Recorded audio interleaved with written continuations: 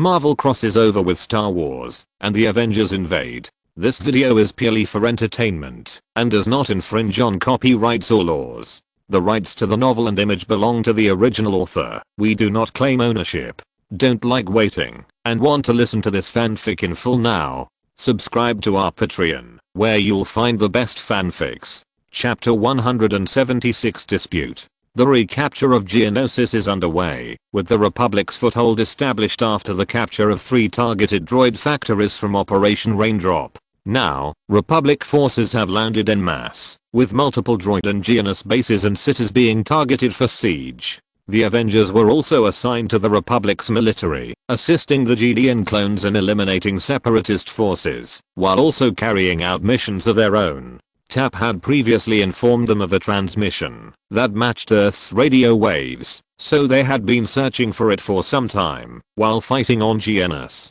Currently, Cap and Falcon are discussing the next plan, to attack the main droid foundry on Geonosis with Anakin Skywalker, Arla Secura, Commander Bly, and Captain Rex. Senator Padme Amidst previously went on a secret mission with Black Widow and the Wasp to gather evidence of the Senator's collaboration with the Separatists, which was proven to be true. Now they were preparing to attack the factory, hoping to take it out before it could produce more battle robots than any of them could handle. The 501st and 327th Regiments were placed on standby, protecting the perimeter, while their forces were reinforced and prepared to assault the base. Currently, they are awaiting the arrival of the 41st Legion, which includes GD Master Luminara and her Padawan Barriss Offee. "Are you all ready?" Captain America asked Anakin, and Anakin nodded. "Our artillery and AT tanks are ready, and Luminara's ATs will join them shortly," Anakin replied. Then Falcon looked around for a moment.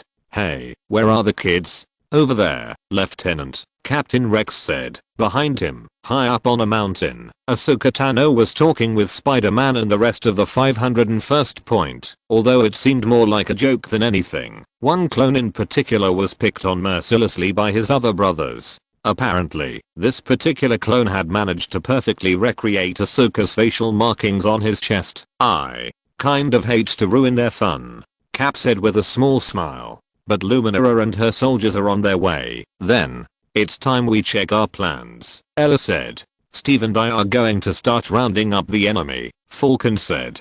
"Finish the perimeter sweep and get ready. Rex, Bly, get everyone ready." Anakin ordered. Both senior clone officers left for their missions, Cap and Falcon splitting up, while the 2 Jedi Knights walked over to the young man, who was sharing a laugh with the other clones. Meanwhile, the Republic fleet, hovering high in the sky, began deploying a large force of LAAT gunships and AT tanks to reinforce the assault on the new droid foundry. The dropship descended from the sky and headed straight for the designated drop zone. All the clones on board were preparing for the upcoming attack on the robot's main base. "Barriss," Luminara began, "I trust you have made the necessary preparations." Barriss responded from a few meters away. "Exactly as you command, Master." Standing in front of a holographic map of the target droid factory, Ahsoka was giving orders to the current clone squadron leader, while Spider-Man, Arla and Anakin stood not far away. "This bridge is our first waypoint," Ahsoka said, pointing to the connecting land. "Focus your firepower on the turrets here and here, because it's just suddenly," Anakin interrupted, "because only after we destroy these firepower can we move forward with our attack plan on the factory." Ella and Spider-Man both blinked at the sudden action, and Spider-Man spoke his mind. "Well, that's rude." Arla nodded in agreement, and Ahsoka tried to argue, only to finally say in exasperated, "I am yes." She quickly composed herself in order to continue. 2 of the clones exchanged slightly amused looks. "We can push forward with the assault on the factory. Now, expect some strong resistance. Don't forget to refill your power cells and ration packs." Skywalker interrupted once again, and took over command of his Padawan. "Once we leave, there will be no supplies." He then turned to Ahsoka. "Anything else, Ahsoka?" "No, I think you've pretty much said it all in my briefing." "Very good. I hope this doesn't become a habit," Spider-Man commented. "Same. I mean, that happened to me and one of my buddies not too long ago, and it was super annoying." Meanwhile, Ahsoka is arguing with her master. "If You didn't interrupt me every time. The battle plan might be better. I'm not interrupting you. Anakin interrupted her again. I'm just trying to help you. I'd appreciate it if you wouldn't interrupt me. Ahsoka argued dryly. It would only make me think you don't trust my battle plan. It's not about trust. It's about getting the job done. She gasped softly. So you don't trust me to do the job. I know it. However, Anakin sighed tiredly. I never said, little brat, no. No, it's okay. I understand. Ahsoka said quickly, walking past her Jedi master. I'm the Padawan. You are the master. Spider-Man watched as Ella shook her head with an amused smile on her face. Do they always argue like this? Yes, quite often, Ella said. I think they are one of the few teachers and students who do that. Is this a bad thing in the Jedi Order? Ella shrugged. I don't think so. After all, my master was the infamous Quinlan Vos. His master was Master Torm. I've lost count of how many times Master and I have exchanged disagreements. In the end, Sekira's smile became more wistful and kind. I think it made me a true Jedi Knight. Spider-Man nodded and quickly looked at Ahsoka. A concerned look appeared on his face and he chased after her. Hey, he said quickly when he reached her side. Are you okay? Do I look okay? She snapped, then quickly apologized. Sorry, just frustrated that Anakin did this. Not the first time. Not the first time. I believe this is the second time I've tried to plan a proper battle and Anakin interrupted and ruined my preparations. Anakin was still nearby and overheard these last words. Ahsoka, it's not like that, see? Ahsoka said condescendingly. But who am I to judge? After all, he is the master and I'm the Padawan. Maybe I need to realize my place. Ahsoka, Anakin yelled. Chapter 177 Ahsoka's plan. The two continue their little bickering as gunships begin to arrive, and Luminara and Barriss walk out just in time to see Ahsoka and Anakin. They're here again. Luminara asked knowingly. Barriss tilted her head, feeling sympathy for her friend. She raised her hands and walked away, leaving Anakin to reach out to her, only to notice Luminara and Barriss. Go. Talk to her. Luminara instructed her Padawan. I will talk to Skywalker. Barriss nodded and walked over to Ahsoka, who was stomping her feet while complaining to Spider-Man about Anakin. Did we miss something?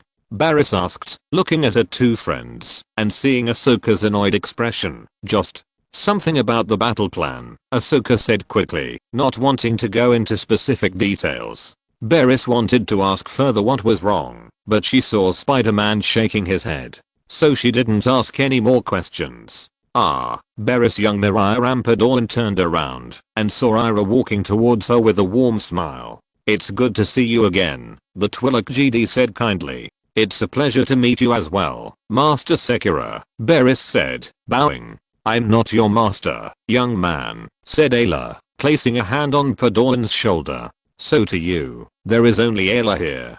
Barriss smiled, then tilted his head and saw Anakin and Luminara approaching. Then he walked aside. We all here? Captain America came back with Falcon, Rex, and Bly. Luminara, AOIF, it's nice to meet you both. It's good to see you, Captain Rogers. Luminara bowed cordially, and Barriss followed suit. So, what's Anakin's plan? Falcon asked, and Anakin frowned, because he knew Falcon saw it. That playful smile pretty much said it all. Ahsoka stopped Anakin before he could say anything.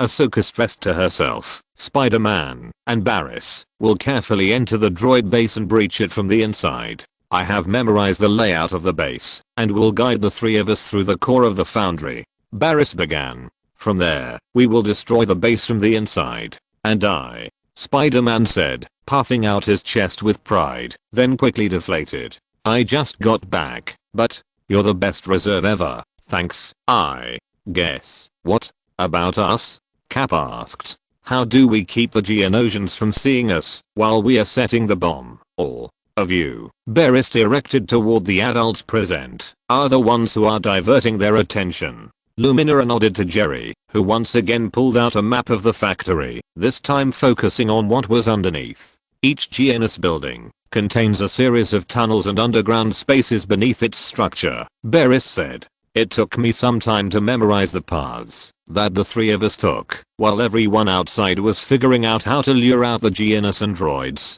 Glad to know about the plan. Spider-Man stared at the intricate paths and felt a headache. There are so many things to remember that my head might be dizzy. Oh, you're just exaggerating. Ahsoka nudged her male friend. Really? Try to remember it yourself, Spider-Man said. That's why I'm here, Barris said in a light-hearted tone. Seems like a good way to get lost, if you ask me, Anakin said, as he wasn't entirely on board with letting the three teenagers into the factory on their own. Trust Padawan and young Puck Skywalker, Luminara said confidently. Right, Barris? Barris nodded. Especially when other people's lives depend on your success. Well, that takes all the pressure off, Spider-Man deadpanned. Come on, kids, we know you can do it. However, Anakin still seemed skeptical. Going into that factory with all those droids would probably be suicide. That's why we need to make sure we give our kids the opportunities they need, Anakin. Captain America spoke up this time. Let's give them a distraction from the Separatists, Rex added. Look, even they believe in us, Ahsoka said to Anakin. Don't worry, Master, I can follow orders. Spider-Man rubbed his eyes. This is going to be a long one, isn't it? Barris placed a hand on his shoulder. We will complete this mission and provide assistance where needed. Then it's decided, Luminara said to everyone present as Ahsoka, Barris, and Spider-Man were handed packages filled with explosives. Be careful, kid, Cap said to Spider-Man. Take care of each other. Don't take any chances. Spider-Man nodded and put his mask on. Wait a minute, Falcon said. I know we are doing this, but we are having kids storm an enemy factory. How do we know how far they've gotten? That's what these things are for. We'll monitor progress on these observatory tables. Synchronize our coordinates pressed in sync. The chronometers glow simultaneously before extinguishing. Okay, get ready to go, Spider-Man said, jumping up on the spot. Come on then. Barris ran ahead, with Ahsoka and Spider-Man following behind her. The three boys ran down the hill. Chapter 178. The plan is in progress. Anakin had a worried look on his face. Skywalker, do you not trust your Padawan? Luminara asked. You think they're not up to the task? Ella guessed. Anakin simply crossed his arms and stared at the three teens who were now further away from the camp. I never said that. It's natural to worry, Captain America told the concerned Jedi Master. But if we don't give them the right incentives, then they'll never grow. Anakin clenched his fists, then breathed a sigh of relief. Okay, I was worried. Is that what you all wanted to hear, Anakin? We all pretty much know this is the case, Falcon said, and the others nodded in agreement. Just have faith in them. This won't be the first or last risky mission they'll face. This should make me feel better, right, General? Don't be so out of place, Rex began. But we are the 501st Legion. Risky missions are our specialty. Anakin gave Rex a wry smile and turned to look at the map of the factory. Then ours must be bold, exposed to their view, if we are to draw the attention of the droids from their factories, Anakin said. No. Cover? Captain America didn't completely agree with this idea. It's really tempting, and it's hard for them to resist, Luminara said. We just have to focus on luring them in and playing cover, Bly added. With this plan in mind, they began shouting orders and rallying the soldiers. It's time. Soon, the three Jedi Knights and the two Avengers were walking side by side, and soldiers from all three legions were standing together as they approached the bridge. The front doors of the robot foundry opened, and thousands of robots marched forward. That's a lot of robots, Falcon said dryly. Well, this is a robot factory after all, Luminara said calmly. As long as we can destroy them faster than we can create them, then we will win, Anakin said firmly, making the others laugh. Sometimes the simple answers are the best ones, Anla declared, igniting her lightsaber, as Anakin and Luminara did the same. Falcon's wings spread and Captain America gripped his shield tightly. The clone troopers raised their blasters, and the lead five ran forward first to engage the droids. Climbing down the cave wall, the three teens finally made their way to the bottom amidst the sounds of battle from above. Reaching the other side of the chasm, Barris quickly felt her way up the wall in order to properly locate the entry point. She then paused, ignited her lightsaber, and plunged it into the rock. To help her, Ahsoka ignited her own lightsaber and provided the needed assistance to carve an entrance. The two Padawans used the Force to pry the rock apart, revealing the deep tunnels within. "Well done, you two," Spider-Man said, walking right up to it, before glancing at Ahsoka and Barriss. "So who wants to go into the creepy dark, bug-infested tunnel first?" Ahsoka gave him a sly smile before Barriss volunteered. "Why not you? Is this because I'm a bug?" Spider-Man narrowed his eyes. "I know, I'm an arachnid, not a bug. Big difference." Yes. She pushed him in, and the Padawan followed. "Where to go now?" Ahsoka asked. "This way," Barriss said, leading the way, with her friends right behind her. As Republic forces began their mission, inside the droid foundry, Poggle Jr. overlooked the attack with a specially designed tactical droid to assist him. Compared to most tactical robots, this one can be said to be more evenly built, more symmetrical. He has no gangly parts, and his appearance is more humanoid, with only his chest and head being the usual tactical robot design. "Master Boggle," the tactical droid spoke. The foundry is operating at 50% capacity and is preparing to deploy 10 new droid garrisons. Poggle turned to the tactical droids and made a series of clicking noises while gesturing to the attacking Republic forces. "The super tanks are ready soon, but most still need to be developed," the tactical droid said. "But by the time they are ready, the Republic forces will be overwhelmed. They have no weapons that can penetrate their heavy armor." Boggle nodded. "We will not fall. I have made many necessary precautions and backup plans," the tactical robot promised, his eyes flashing red for a moment. "We will win." Boggle simply nodded, staring at the battle that had already begun, with the tactical droids doing the same thing, specifically targeting two people. Chapter 179, Plan in Progress 2. It was difficult for the three teenagers to navigate the dark tunnel with very little light. They really had to rely on the rest of their senses, from the Force for Padawan to Spider-Man's tingling sense of foresight. "What's wrong?" Ahsoka asked. Spider-Man looked around. "I don't know. There's just some weird Geonosians around, Barriss." And Ahsoka stared at him in confusion. "How did you know that?" Barriss asked. "It's this weird tingling feeling that's been happening more and more often," Spider-Man explained. "I don't know what it is, but I've been having it for the past few weeks and I've been trying to figure out how it works. It seems." Barriss paused, lost in thought. "It works. It reminds me of how Jedi Knight can detect nearby danger." "Yeah, that's right," Spider-Man said, nodding in agreement. It proved useful when they had to evade the Geonosian guards patrolling the area. "Thank goodness these guys didn't spot us." Ahsoka groaned at this. "I swear, ever since that night, when I watched the Alien movie, I haven't been able to walk through a dark tunnel the same way again." "Yeah, it was a bit of a panic, because we weren't expecting to be in a dark tunnel so soon," Ahsoka pointed out. "So where do you think we are now?" "What is this alien you are talking about?" Barriss asked. "This is a film about Earth. You should go to Comic-Con in my hometown," Spider-Man muttered, now sticking to the wall as he and the two girls slowly walked around the dim underground tunnels. "What is Comic-Con?" "We'll talk about that later," Spider-Man said.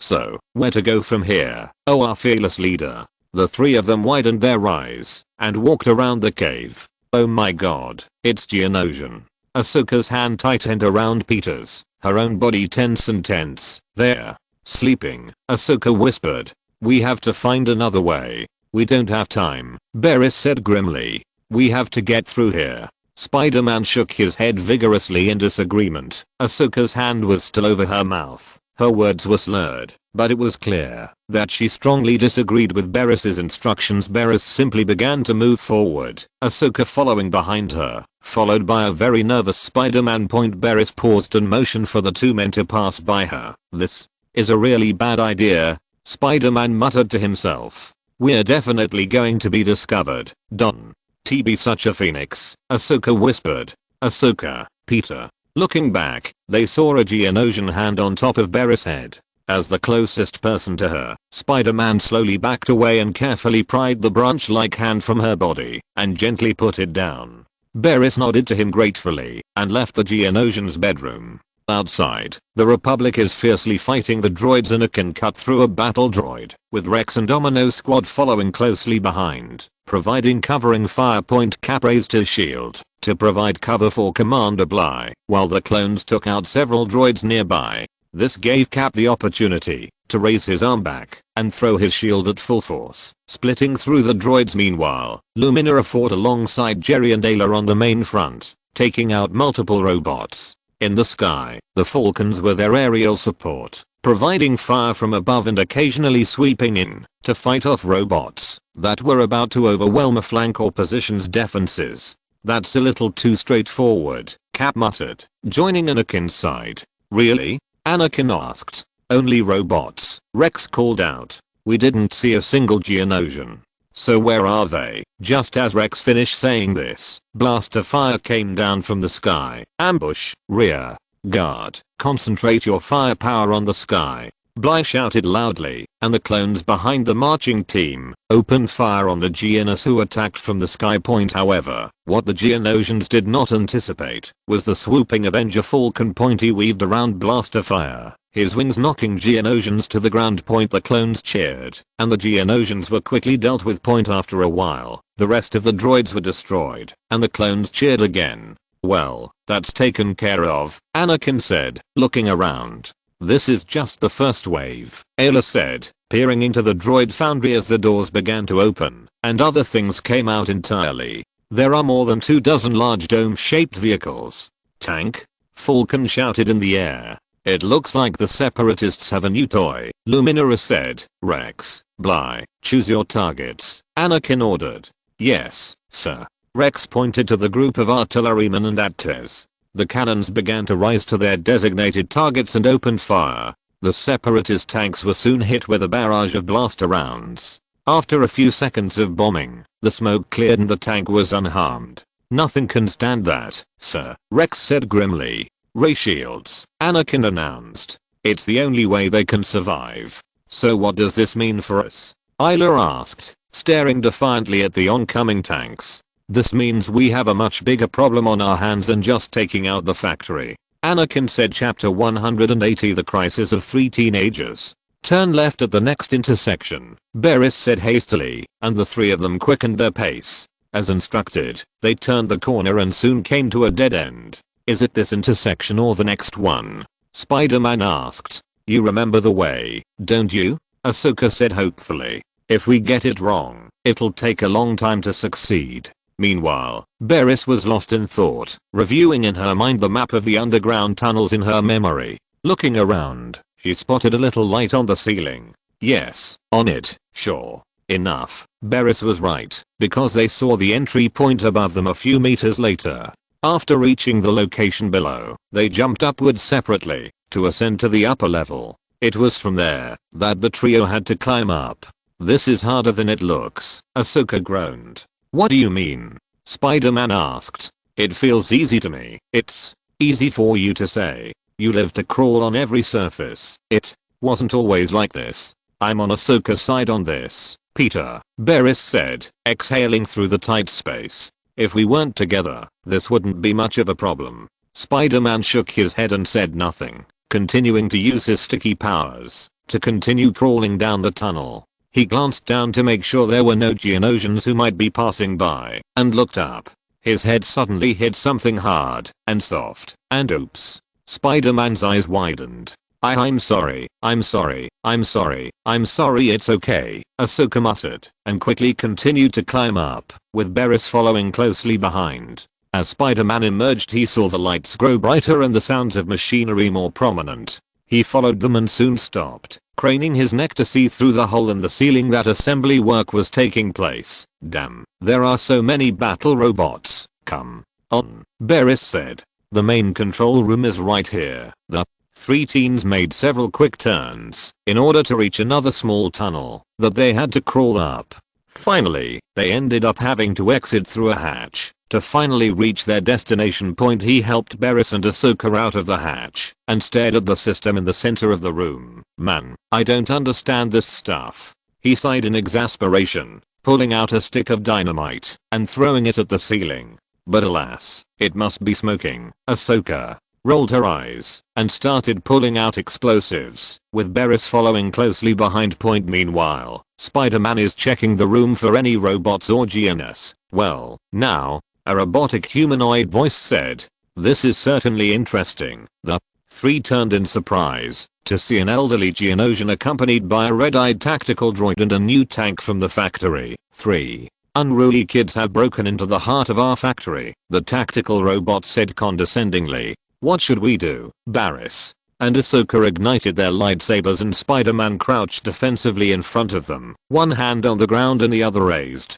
TSK, TSK. The tactical robot shook its head. I'll take care of it, Master Boggle. Geonosians began pouring into the area through the doorway and the hatch the three teens came in. This hatch was quickly sealed by Spider-Man, and the two Padova continued their attack. The tactical robot watched quietly as the three teenagers fought the flying insects. The girls seemed willing to kill, but the teenager in the tight red and blue clothes chose to make them lose their fighting ability. The Geonosians try to take down the bomb, but they are no match for Spider-Man. Each one either keeps the explosive in place or knocks the sentient bugs out and away from it. Who is this new kid? He walked with ease and intimacy. However, the fighting technique, it felt familiar to him. A bit too familiar externally. The Republic is somewhat helpless. The Separatist tanks are advancing and have destroyed their artillery and are now destroying the AT tanks. Suddenly, the chronometer beeps, indicating that the three men who planted the bomb are active in the factory.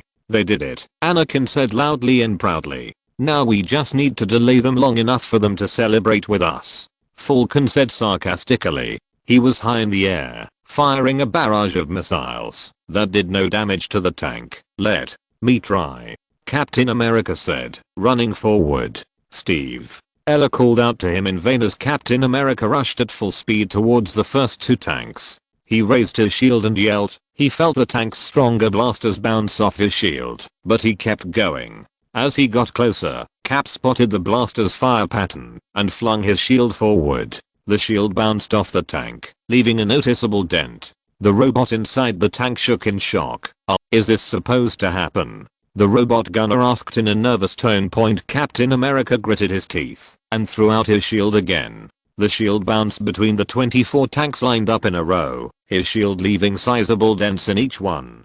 Steve, Ella called to him. You have to back off. She's right, Steve, Anakin said. Your shield can only do so much. I noticed, Cap yelled, now running back as he had retrieved his shield, placing it on his back to cover him. When he reached the cover Anakin and Arla were using, he jumped over and dropped to one knee. So what should we do? Captain America asked. Easy, Anakin said, holding up a few grenades. The tanks are on the bridge. We'll set these explosives under the bridge and then let them fall to the ground, Ella said. You lead everyone to retreat, Steve, Anakin said. Luminara, Arla, we'll take care of the tanks. The Falcon suddenly landed beside them, wings folded. I think I can speed up the process, Falcon said with a smile. After distributing the explosives, Falcon took to the sky with the Jedi Knight, using rock spires and pillars for cover. The Falcon reached ample altitude and adjusted for the wind, flew down from underneath, and quickly dropped multiple bombs into the belly of the stone bridge.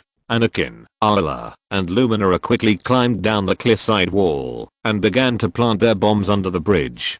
Soon after, 3 Jedi Knights and the Avengers arrived on the other side of the bridge, and Anakin raised the detonator and pressed it. Bombs exploded, bridges collapsed, and tanks all fell over, destroyed. On the other side, Captain America stood with the clones, and the clones began to cheer for their victory. The Jedi Knights and Falcon waved to them. It's been taken care of here, Ella said, looking at the imposing robot factory. But where are the Padawans? Luminara began. And young Puck? The bomb is timed, and this place could explode at any moment now, Falcon said, raising his wrist to show the ticking time bomb inside the base. Rex, Steve, any sign of the kids? Anakin said over his comms. No, Anakin, Cap told him grimly, staring down into the crack, hoping he was wrong. The evacuation ship is on the way, sir. Rex followed behind Captain America. I suggest you board first. No, Ahsoka isn't here yet, Anakin said firmly. Anakin, have faith in our Padawans, Luminara said. They and Puck will accomplish the mission. Ahsoka, can you hear me? Anakin called out. Ahsoka, where are you? Barriss? Peter? Falcon chooses to use his new Avengers ID to contact his fellow Avengers. Kid. Peter, it's Sam, can you hear me? All he got was a terrible silence. Things start to get difficult for the teenage trio. When the Geonosians prove useless, the tactical droids call for reinforcement. Soon, several waves of droids begin pouring into the room. With their presence, the droids become increasingly annoying.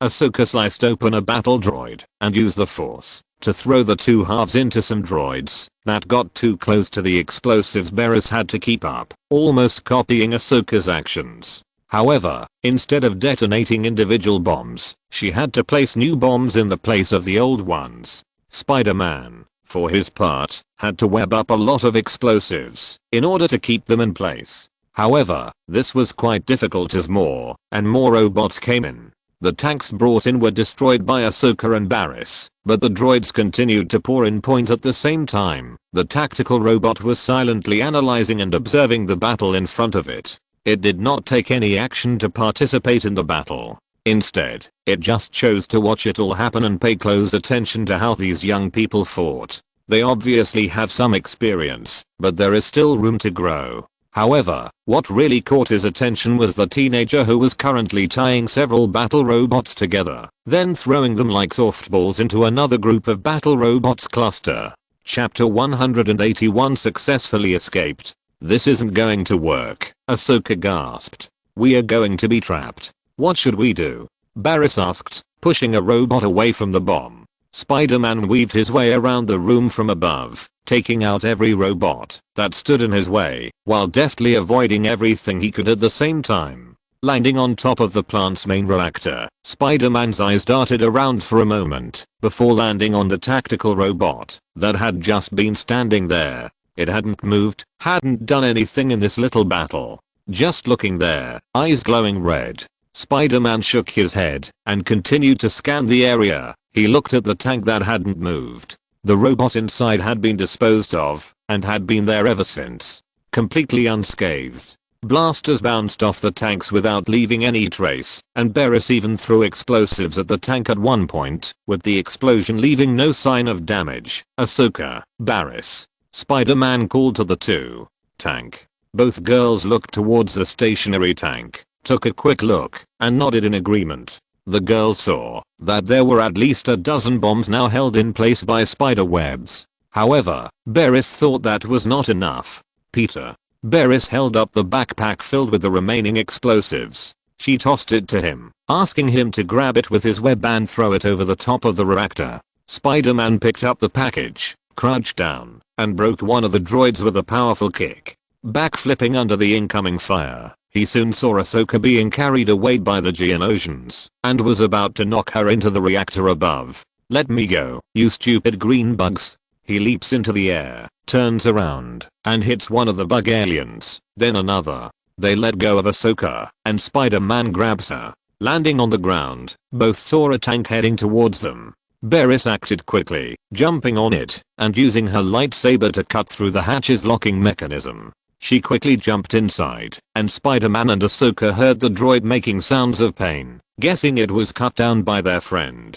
Barriss poked her head out of the hatch and motioned for her friends to enter. Is the bomb ready? Spider-Man asked, and Barriss nodded. Ahsoka looked between them both, undecided.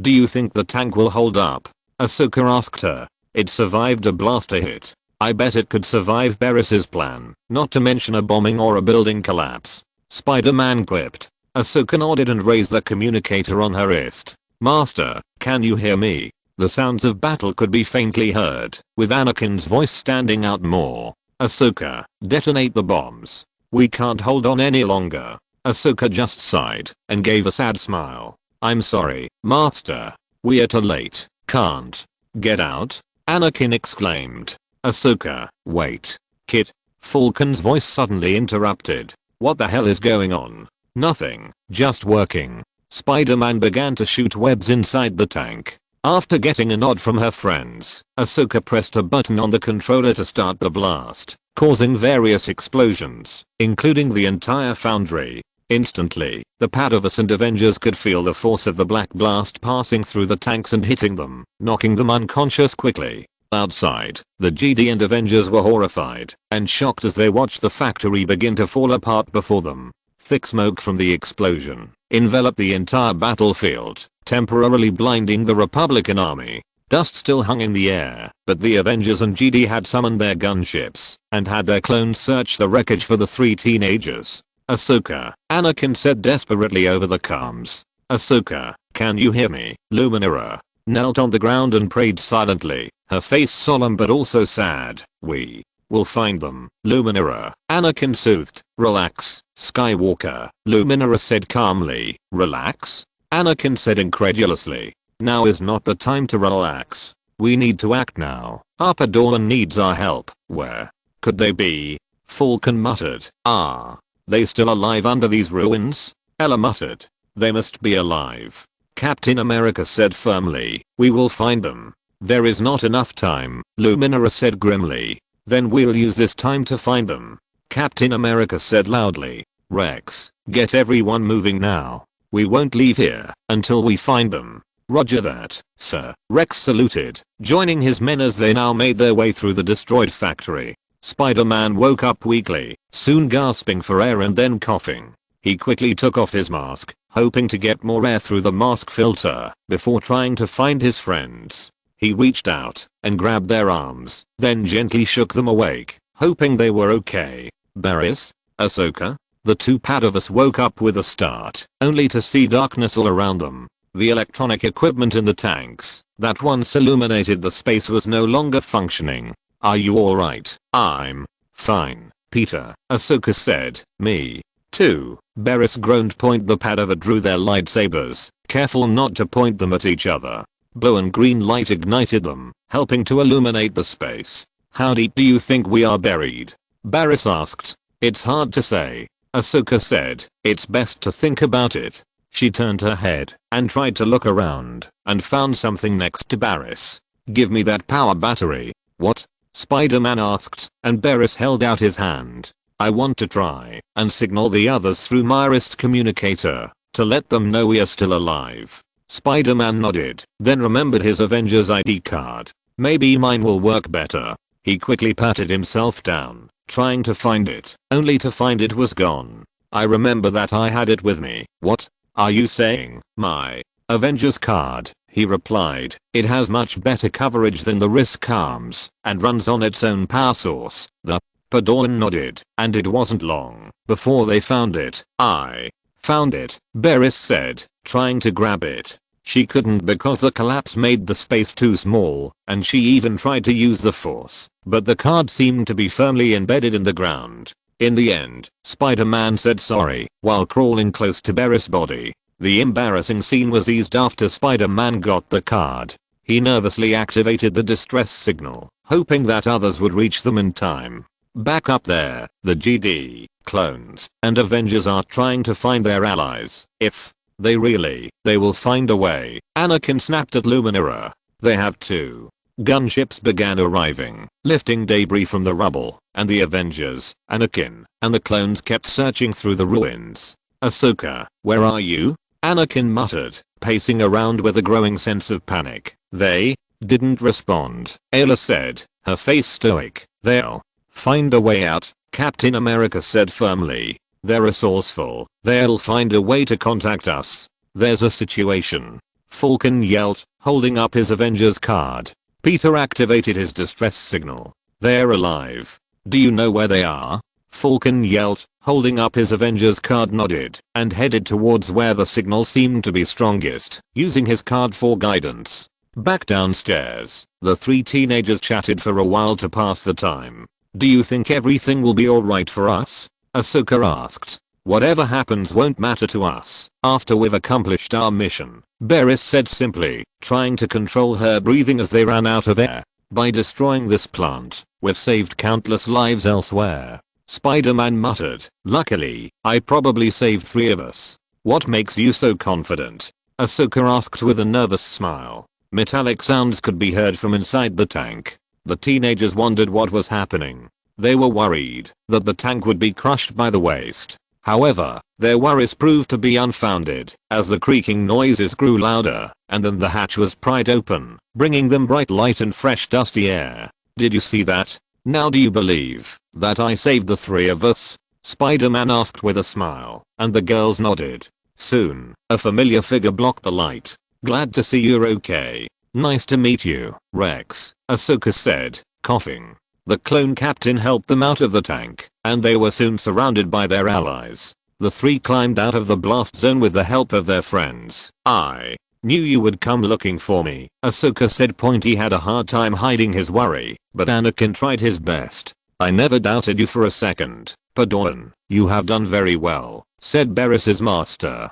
"Thank you." Barris waved to her friends, and more importantly Spider-Man. "But if it weren't for Peter, we'd still be trapped." Spider-Man smiled shyly. "If it weren't for Ahsoka, we would have a bit of a hard time dealing with the droids. She's leading us, indeed." Adela smiled at Skywalker's Padawan. "It's good to know that your master never lost faith in you." Anakin only gave her a proud smile, while Ahsoka smiled gratefully. "You're such a good boy," Captain America said, patting Spider-Man on the back. "That feels good," Spider-Man joked tiredly. When the gunboat began to descend from a high altitude, the boys finally fell down from exhaustion. Chapter 182. An ominous premonition. War Machine chews on his rations, and he happily says that this is the MRE ration he eats with the help of Wasp, Ant-Man, and Quicksilver. Tap is able to provide its ingredients, compare them to chemicals found in the galaxy, and match them with chemicals known on Earth. With the help of artificial intelligence, 3 of the 9 Avengers have already made dozens of MRE rations. "This is delicious," said a nearby clone trooper in green 41st Legion armor, eating an MRE that War Machine was sharing. War Machine packed up his backpack and said, "Once we are done with our mission on Geonosis, we'll begin mass production of these rations. It won't be large scale, but with Tap's help and the help of our team, your troops will be eating these sooner rather than later." One clone ate with gusto, nodding in the process. As War Machine and the 41st Legion clones ate and chatted, Spider-Man, Barriss, and Ahsoka Tano were nearby. They had a tough mission recently and were currently getting into their gunships to leave the planet and take a break. "I'm sorry to leave you here, Rex. There's still a lot of work to do," Anakin said apologetically to the 501st Legion clone captain who came to see him off. Rex waved them off. "You've done enough destroying that factory. Go get some rest. We'll take care of the rest." Barriss nodded and Spider-Man gave a small salute as the other clones were carried into the dropship on stretchers. "We'll be back soon, Captain Rex." Meanwhile, Obi-Wan Kenobi and clone commanders Gree and Cody stood on top of a hill with Luminara Unduli, Cap, and Falcon. Gunships flew past them. Most were filled with wounded soldiers who were taken back to the Republic fleet for proper medical care. "A hard-earned victory," Kenobi said simply. "Indeed," Luminara responded. "And at a high cost. We have suffered great losses in these battles." She let out a gathering sigh. "Too many wounded. The fighting seems to be increasing." "How long do you think we can stay on this planet?" Falcon asked, crossing his arms. To be honest, he was tired of the dry land before him. "After the main factory is under control, we need to start cleaning up here. The main target is Boggle," Captain America informed. "No sign of him yet?" Luminara asked. Kenobi shook his head. "No. We have clone squadrons spread across the region, but have yet to find him." Luminara nodded slowly and walked towards the flying bike parked nearby. "I'll look for clues as to where he is. We really need to find him quickly before it gets cold," Cap commented. "Poggle has too much information on the Separatists to let him get away." "Agreed." Jumping into her flying car, Luminara started the engine. "Hey guys." The group turned around and saw War Machine approaching. "Rhodes," Falcon said. The two men bumped fists, and Captain America nodded. "How was your mission?" Kenobi asked. "The clones and I finished clearing the southwest area," War Machine said, looking around for a moment. "Where did Luminara and Gree go?" "Out scouting," Kenobi said. "2 of them to look for young Poggle. Hopefully they can find him." "Just the 2 of them?" War Machine asked, clearly not liking the idea. "Are you sure you should let them out?" It's a madhouse of Geonosian bugs out there, and you've seen how they can suddenly appear in the middle of a battle and surprise us. He does have a point, Cody said, his face changing at the mention of the Geonosians, who were like hellbenders, causing unwelcome chaos on the battlefield. If you wish to join her, you are more than welcome to do so, Obi-Wan said. You will need to catch up with her, though. No problem. War Machine said, going out to put on his War Machine suit. I just need to track her signal and I'll catch up with her soon. Cap nodded and War Machine jogged over to where he had dropped his armor, turning his gaze towards the remains of the destroyed droid foundry. Ever since arriving on this planet after Operation Raindrop, Captain America has been accompanied by a sense of foreboding over the past few days. That robot had said a specific set of words that were all too familiar to him. Frowning, he could vaguely hear, listening to him, that sinister, mocking laugh. Then there's what Spider-Man told him about a strange tactical robot that watched, but didn't take any action, while he and the two Padawans fought inside the factory. After a while, Captain America came to his senses, and heard the sound of thrusters overhead. He glanced up, and saw Rhodes in his War Machine suit chasing after Luminara and Commander Gree at full speed. He sighed, knowing that he had to talk to the other Avengers about this.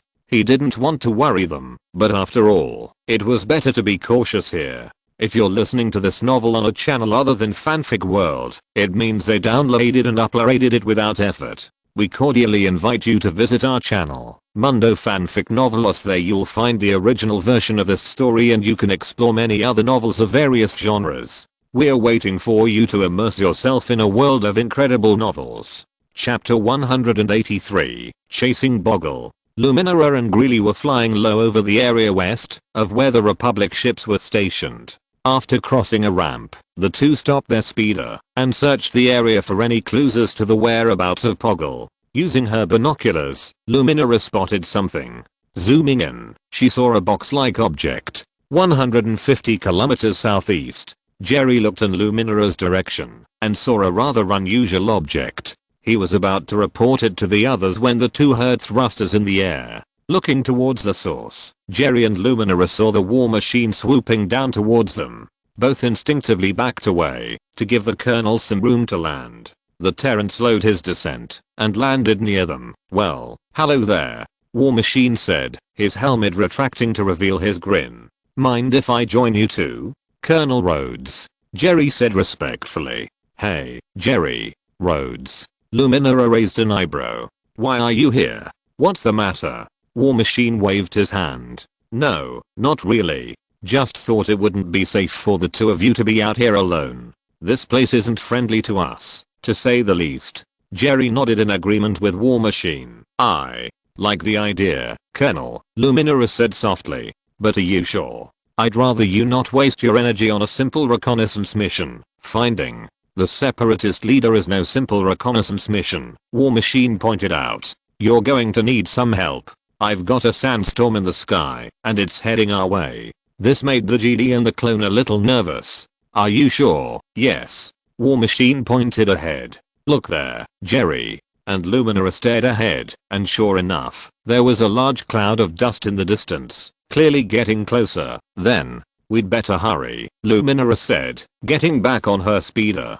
Jerry and I found something we want to check out. War Machine nodded, put his helmet back on, and Jerry got on his speeder. The three of them went down the cliff to a lone box-like object in the middle of the desert. War Machine took the lead in checking the suspicious targets, food, and some garbage.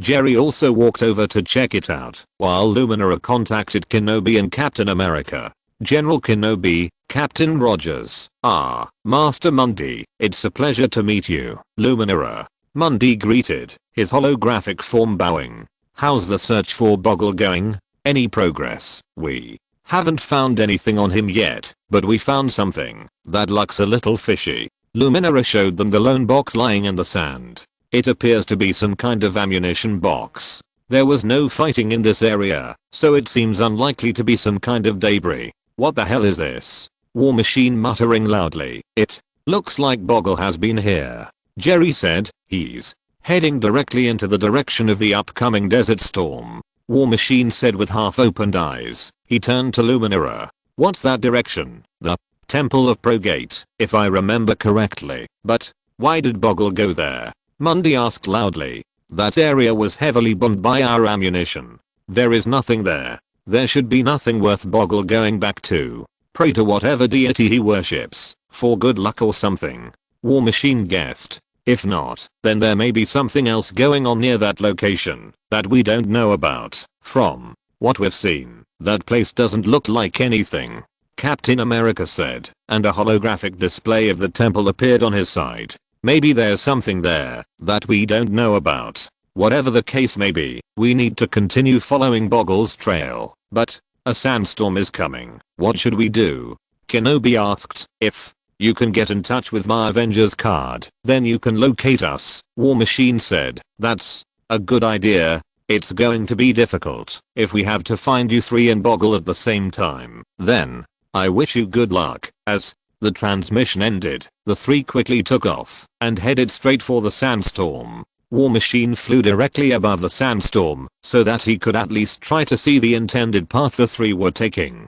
To make sure he didn't lose the location of Luminara and Commander Gree, he used the suit's sensors to see their forms in the storm. Ah, you sure, Lumi? Yes, what, Lumi? Short for Luminara Point. Jerry was certainly lucky. His helmet blocked out the sandstorm, but it couldn't hide his smile. Luminara gaped slightly, then to avoid filling her mouth with sand, she made no response to War Machine's words. The temple is not far away, Luminara said quickly. She picked up her pace and continued walking forward, and Jerry did the same to keep up with her. War Machine was forced to descend into the sandstorm in order to catch up with his allies as they began to approach the Temple of Geonis. When War Machine landed at the main entrance of the temple, he saw that the droid tank and several droids had been destroyed, no doubt abandoned by Poggle Point. After entering, he saw many strange statues inside the temple. As the sandstorm outside intensified, War Machine had an ominous premonition. That's not scary at all, War Machine said, holding up his hands. Let's wait here and see if anything creepy jumps out. Jerry shifted uncomfortably and tightened his grip on the rifle. Luminara gave the colonel a slightly annoyed smile and pulled out a transceiver. Master Kenobi, we tracked Boggle to the Temple of Progate, Luminara told him, but there is no sign of him. Don't go any further until we send backup, Kenobi ordered. We've barely been able to track you. It's only thanks to Rhodes' card that we know you're still together. Ah, you sure he entered the temple? Yes, we saw the robot tank parked outside. Luminara looked back and saw the cover of a portal in the floor was half open. From the looks of it, he may have entered the underground space below. Those underground spaces are huge. We can walk for thousands of meters, Obi-Wan said, shaking his head. I think we may have lost him. Get out of there and return to the ship. Chapter 184. Luminara is captured. War Machine and Jerry stand at the entrance to the underground space beneath the temple. It looks like we have two paths, War Machine noted, peering back and forth at the entrance. What do you think is down there? Jerry asked, his finger dragging on the trigger of the blaster. Nightmare, War Machine said flatly. Because this tunnel does look like hell. How terrible can it be? Suddenly there was a sound of flapping wings, followed by the hissing and screaming of Geonosians, which erupted from the two entrances to the underground space and the holes in the temple wall. Luminara ignited her lightsaber, while Gree began firing at the Geonosians. War Machine was in the air, attacking the Geonosians directly, while his shoulder-mounted machine gun began to fire at full force. It was a brief skirmish. Although about 24 Geonosians attacked, the three battle-hardened warriors easily repelled them.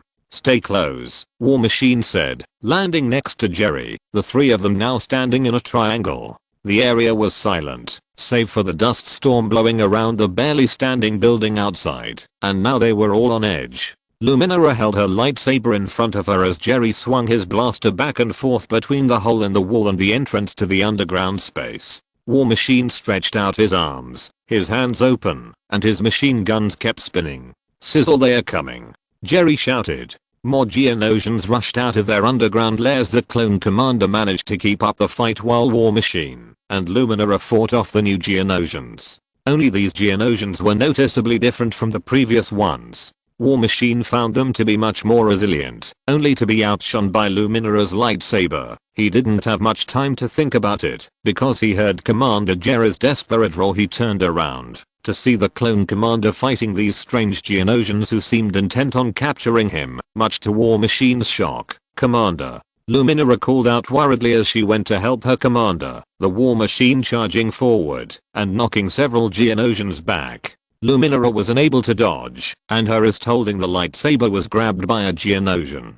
She struggled for a moment, only to find that it seemed stronger than she was, as it pinched her wrist. She groaned in pain, and the lightsaber was no longer effective, and fell from her hand. Luminara was grabbed by several other Geonosians who emerged from the underground lair, and began to drag her deeper into the lair. "General!" Jerry shouted. "Oh no." War Machine lunged forward, but a group of Geonosians in the cave below grabbed his legs and pulled him down. War Machine's thrusters revved to full throttle, and he quickly escaped their clutches on his hands and feet, flying over to help Jerry take out the last of the Geonos he was still struggling with. Then both of them turned around to look. "Fuck."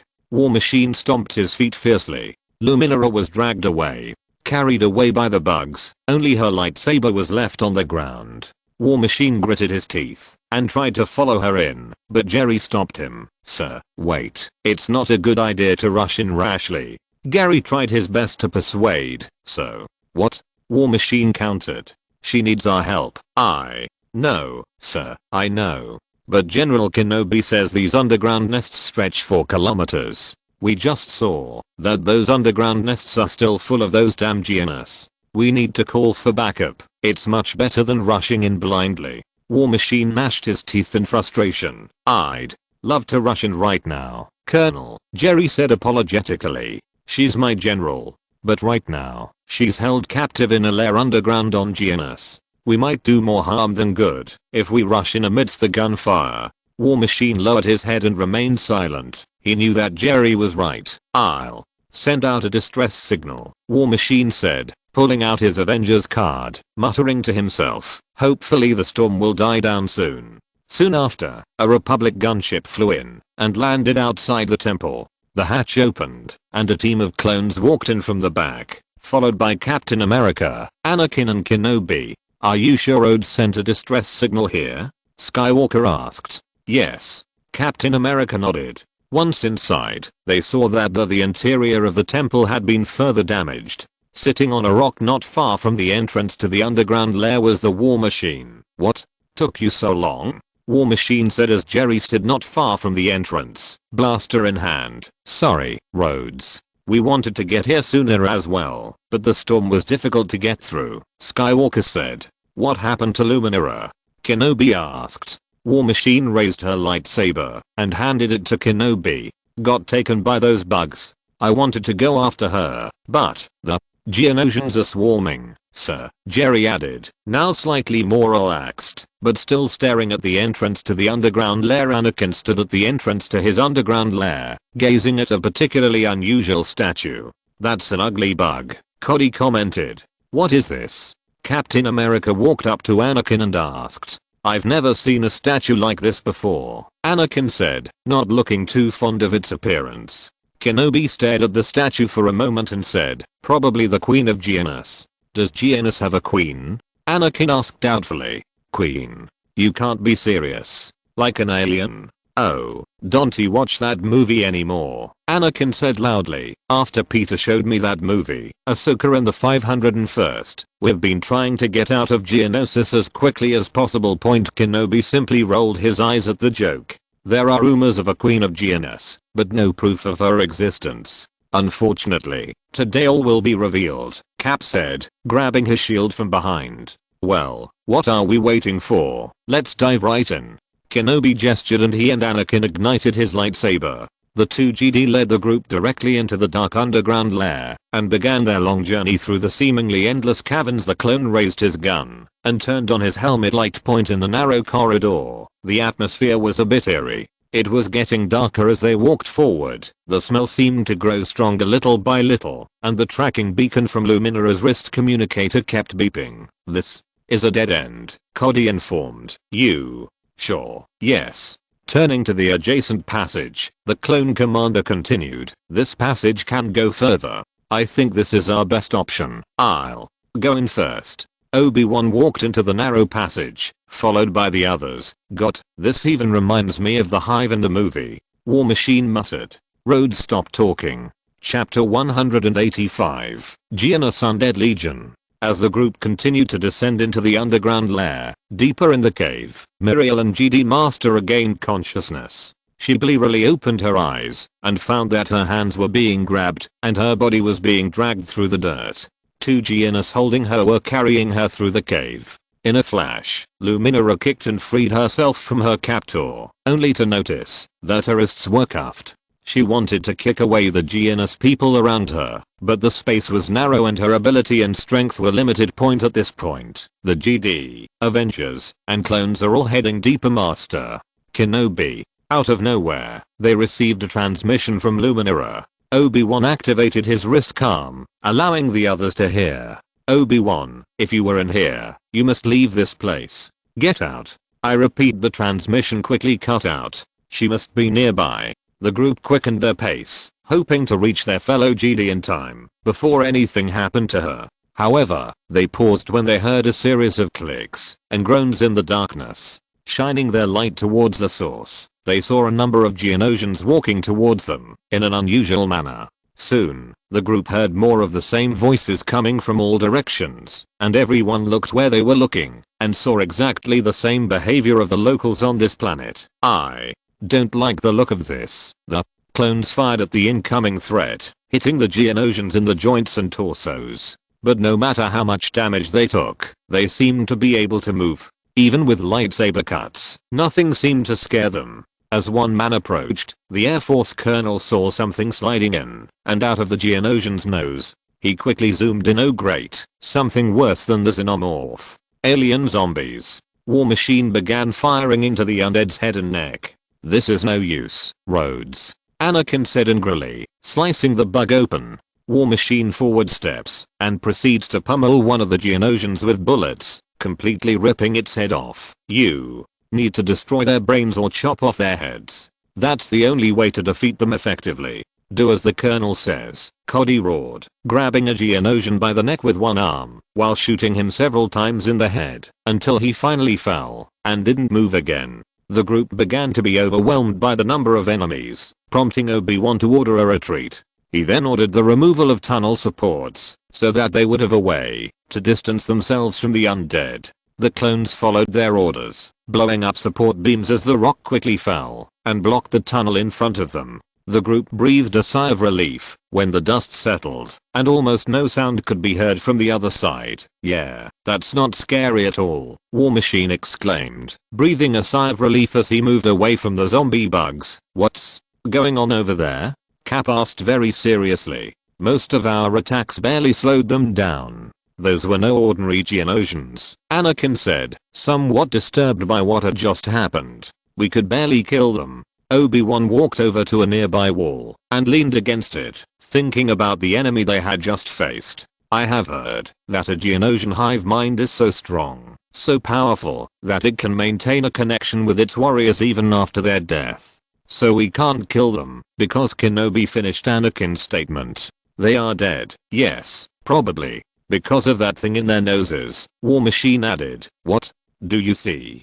Kenobi asked. "Some kind of worm thing," War Machine said, pointing to the nose beneath his helmet. "Saw it going in and out of a Geonosian's nose. Well, then it should be possible to go directly into the brain." Kenobi muttered to himself. "So, if these worms can control the Geonosians, then who will control the worms? This is getting out of control." Captain America muttered. "That doesn't sound possible." "Maybe. Or not. These creatures will continue to move, even if we cut them into pieces or shoot them down. Only through the War Machine's method can we gain the upper hand." "So, what's the next scene?" War Machine asked.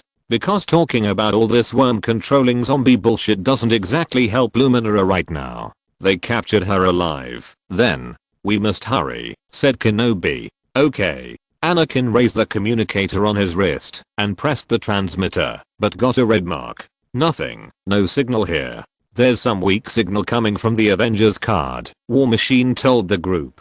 We are going too deep. Obi-Wan looked at Captain America. Captain Rogers, can you take 2 men back to the ground and call for reinforcement? Okay. Captain America said briefly. Shifter, Rotor. Cody pointed at the 2 clones. Go with Captain Rogers, Cap. And the 2 clones returned to where they were, while the others continued to move underground. They were slowly making their way back. At their current speed it would be quite slow, but they were in unfamiliar hostile territory. The Geonosians had a big advantage here, and the US Army didn't want to take any chances. Can't wait to get back to the surface, the shifter muttered. Same. Here, Rotor responded. This place gives me the creeps. You 2 stay close, Captain America ordered. And keep your heads down. From what we know, the bugs might be easiest to pass over. Yes, sir, the 2 clones said in unison. Pointed. Wasn't long before the shifter saw movement first, his helmet light shining into the far end of the tunnel. He quickly fired a shot, followed closely by the all too familiar, unsettling sound. Attention. Shifter yelled as several dead Geonosians appeared around him. Get down, Cap ordered, and the 2 clones dodged as Cap threw his shield at a downward angle. The shield bounced off the walls, flying from side to side as it sliced through the dead bugs, their bodies cut into pieces. Shifter and Rotor remembered War Machine's advice, and both focused on taking on 1 Geonosian at a time, both shooting them in the head. However, they can only kill them 1 at a time, and the zombies are closing in on them. A shifter. Rotor reached out and grabbed his brother, pulling him back from the Geonosian's grasp. Captain America suddenly jumped over, holding the shield in his hand and swinging his arms. His vibranium shield easily cut through the Geonosians and turned around to fight off several dead bugs. The Gulliver and Rotor recovered after a moment and joined Captain America's action. "Ah, you two okay?" Captain America asked. "Yes, sir, thank you, Captain." "Rogers, are you okay?" Kenobi asked through Captain America's Avengers card. "We heard blaster shots." "We're fine," Cap responded. "Some of the undead tried to sneak up on us, but we made it through. We'll keep you posted on our progress back on the surface. Please, reinforcement will arrive shortly." Obi-Wan, Captain Rogers, hearing such words from your mouth, there is no doubt about it, Kenobi said and continued to walk down. "So reinforcement are on the way," Jerry said with relief. "Now we just need to find Luminara," War Machine said.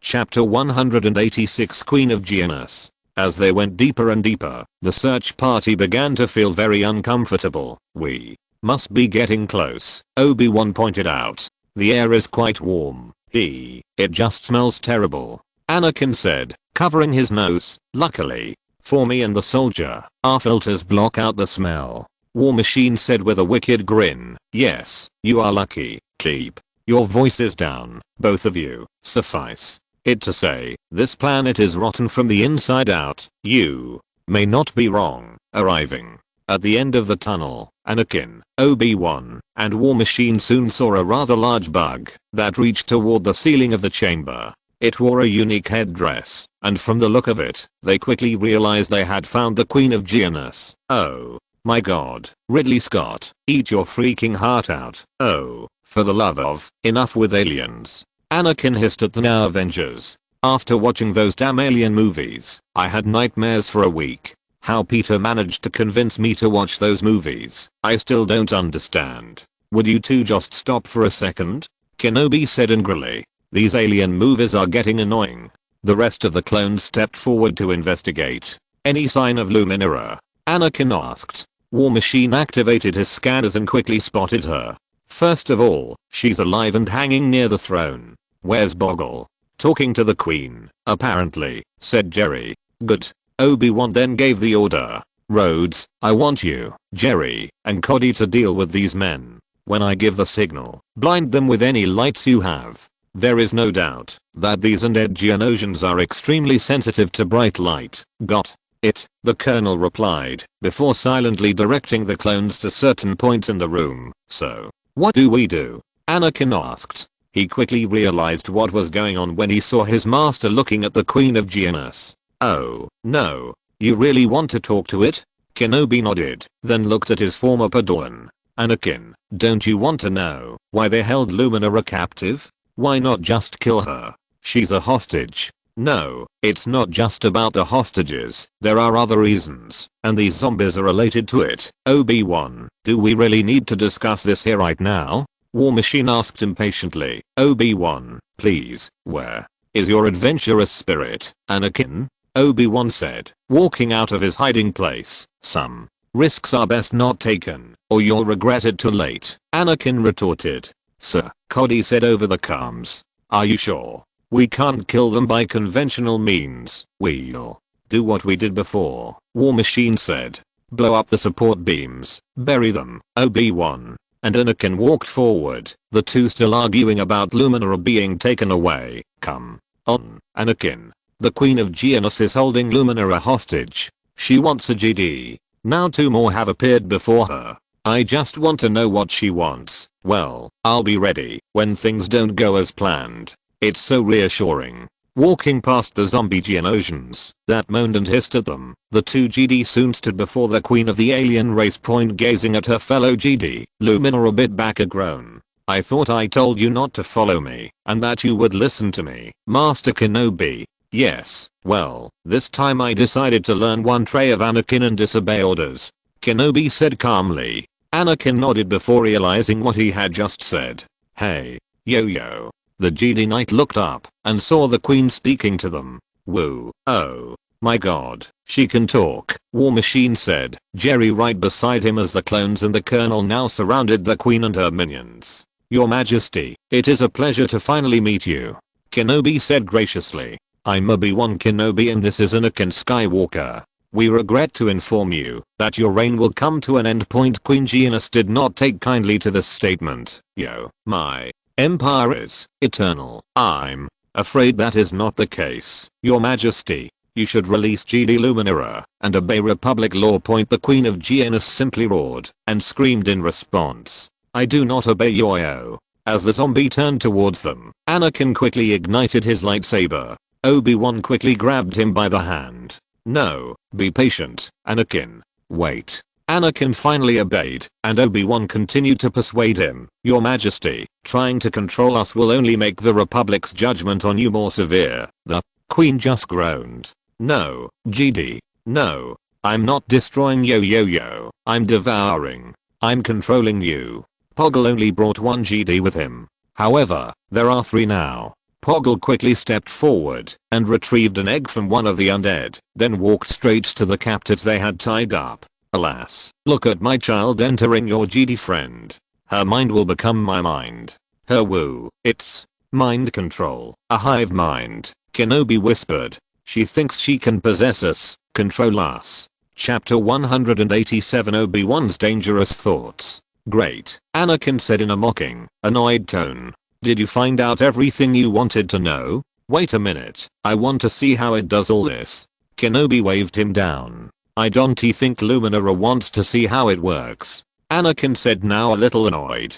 Luminara gave Kenobi a pleading look as Poggle stepped closer. I'm curious, and the more we know the better, Kenobi admitted. Don't we already know that worms work through the nose? No, we saw it just moving in the nose. We are not sure how it works. I disagree, Luminara said more forcefully, now that Boggle had placed the Mindworm in front of her. Me too, Anakin said.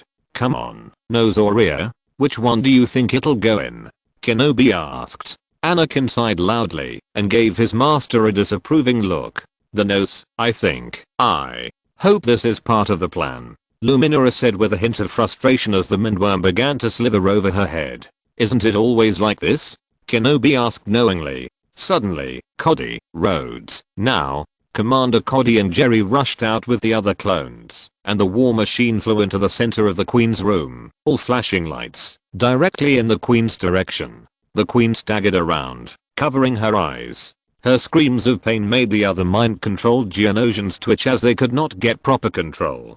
Perfect timing, Obi-Wan, War Machine said, flying through the air with his arms outstretched, and his missile pods opened. Stay away from her, you ugly bitch. War Machine opened up his full firepower and joined the other clone troopers in firing at the undead bugs. They all groaned and hissed, and soon, large numbers of Geonosians fell, and War Machine aimed his fire at the Geonos Queen point in response to this blatant provocation. The alien queen screamed, and green goo gushed from her wounds, but she was quickly slaughtered by the fully powered Avengers. During the attack on the enemy forces, Anakin used the Force to retrieve their lightsabers, then quickly knocked Poggle to the ground, and secured him with a pair of handcuffs. However, Obi-Wan stared at the fallen egg as another bug tried to crawl out. He used the Force, and suddenly thump ouch. Rhodes, why did you do that? Kenobi asked, rubbing his head, and being flicked by War Machine's metal-covered fingers. Because I'm curious. War Machine ignored the Jedi's protests, snatched the Mindworm from Obi-Wan, threw it to the ground, and crushed it. Rhodes. I was going to study it. Well, study the ash. I won't risk you bringing it back alive, and causing potential danger. For once, I agree with the Terrans, Anakin said. Besides, you can study the soles of our boots. There's a lot of Geonosian brains there, and all the zombie movies. How many, Anakin? Oh, right. Let's keep going. The entire group began to run out of the underground lair at full speed as the cave began to collapse around them. The surviving Geonosians either fled or attempted to attack Republic forces in retaliation. In response, War Machine fell slightly behind as he dropped explosives and fended off the pursuing Geonosians. Keep moving, War Machine ordered. Ahead, they saw a beam of light shining through a hole in the ceiling. This is our way out. Luminara pointed ahead. Go, go, I'll hold them off. War Machine ejected multiple compartments from his armor as he began firing at all the remaining Geonosians still pursuing them. Arriving at the hole in the ceiling, the group looked up and saw the sunlight of Geonos shining down from high above. They began to flee towards the exit, the War Machines falling back as the Geonosians began to swarm them.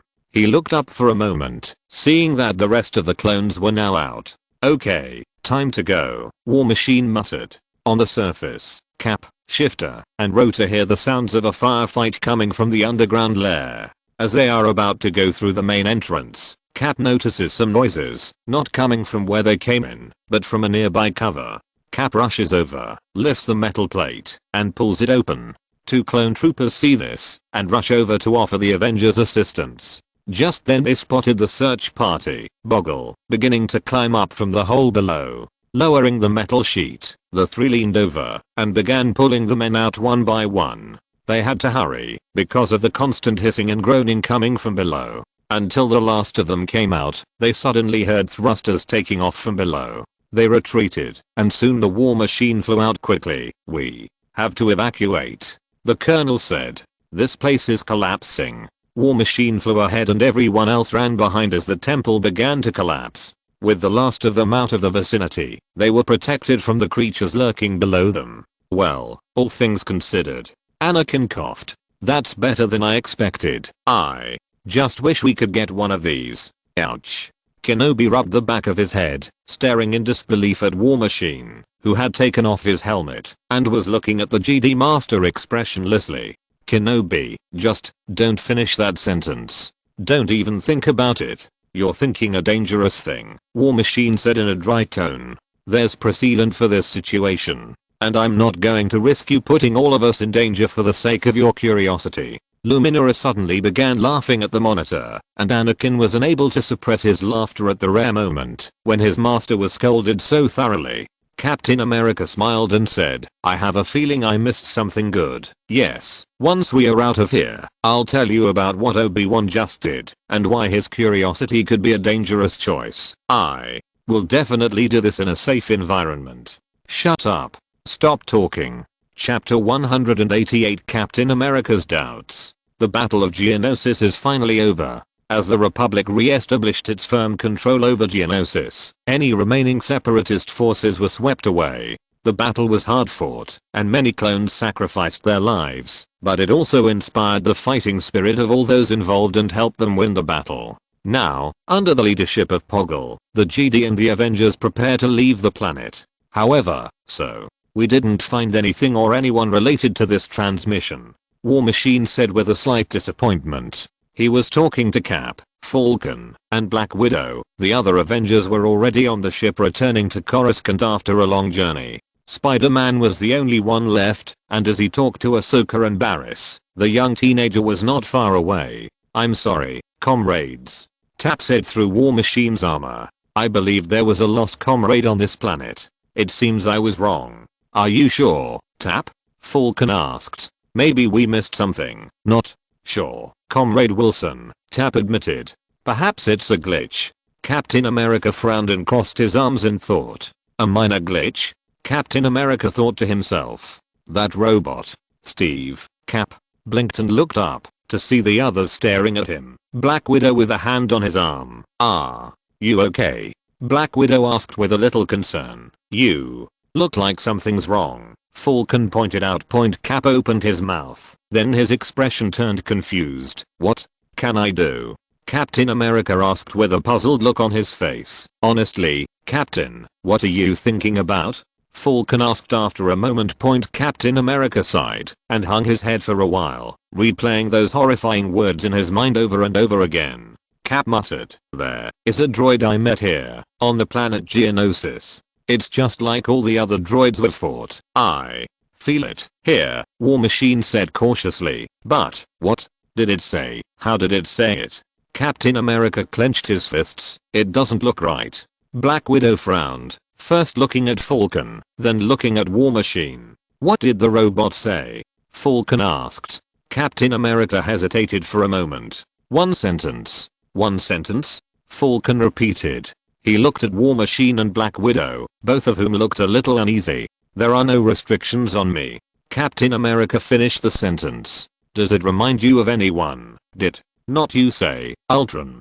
Captain America said with a little anger. "But we took him out," War Machine said fiercely. "In Sokovia. Vision can confirm that. We got all his bodies." "Steve," Black Widow said worriedly. "Are you sure you heard something?"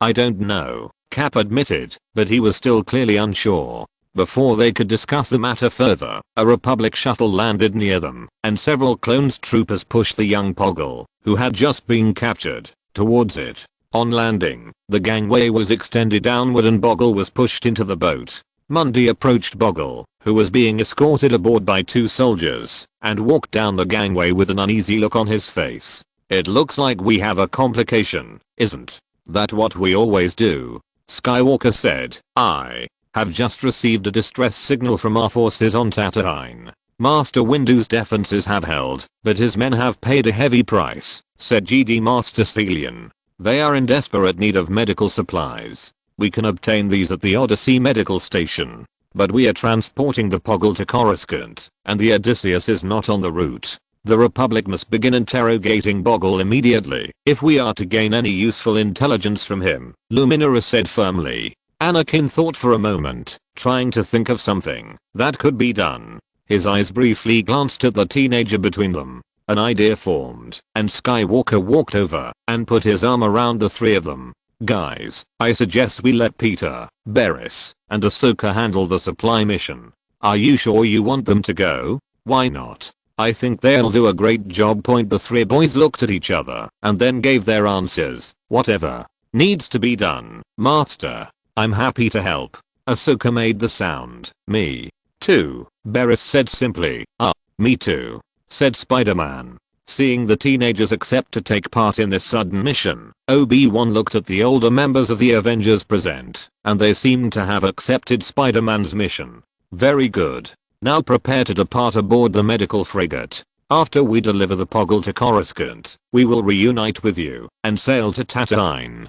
Chapter 189, Brain-Devouring Demonic Worm. Over at the Progate Temple, a group of clones were resting beside the ruins. After a long battle on this planet, the soldiers were eager to rest before being assigned to the next mission. Some distance away from a clone trooper, an egg cracked, and a cerebral worm burst out of it, heading for something warm. It saw a trooper napping next to some rocks.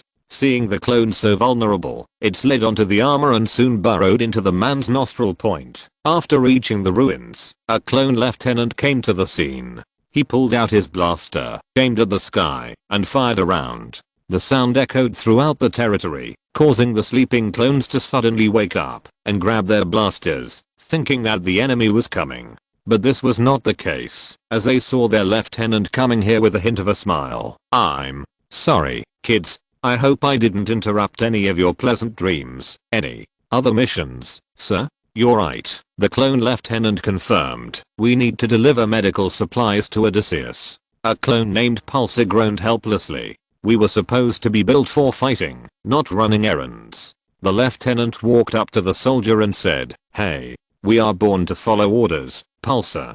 Do you have a question?" Pulsar straightened up. "No sir, no problem. I thought so too. Move now." The lieutenant ordered point as the others gathered their supplies. Pulsar noticed that Scythe was still sleeping. When he didn't get up, he gently shook him awake.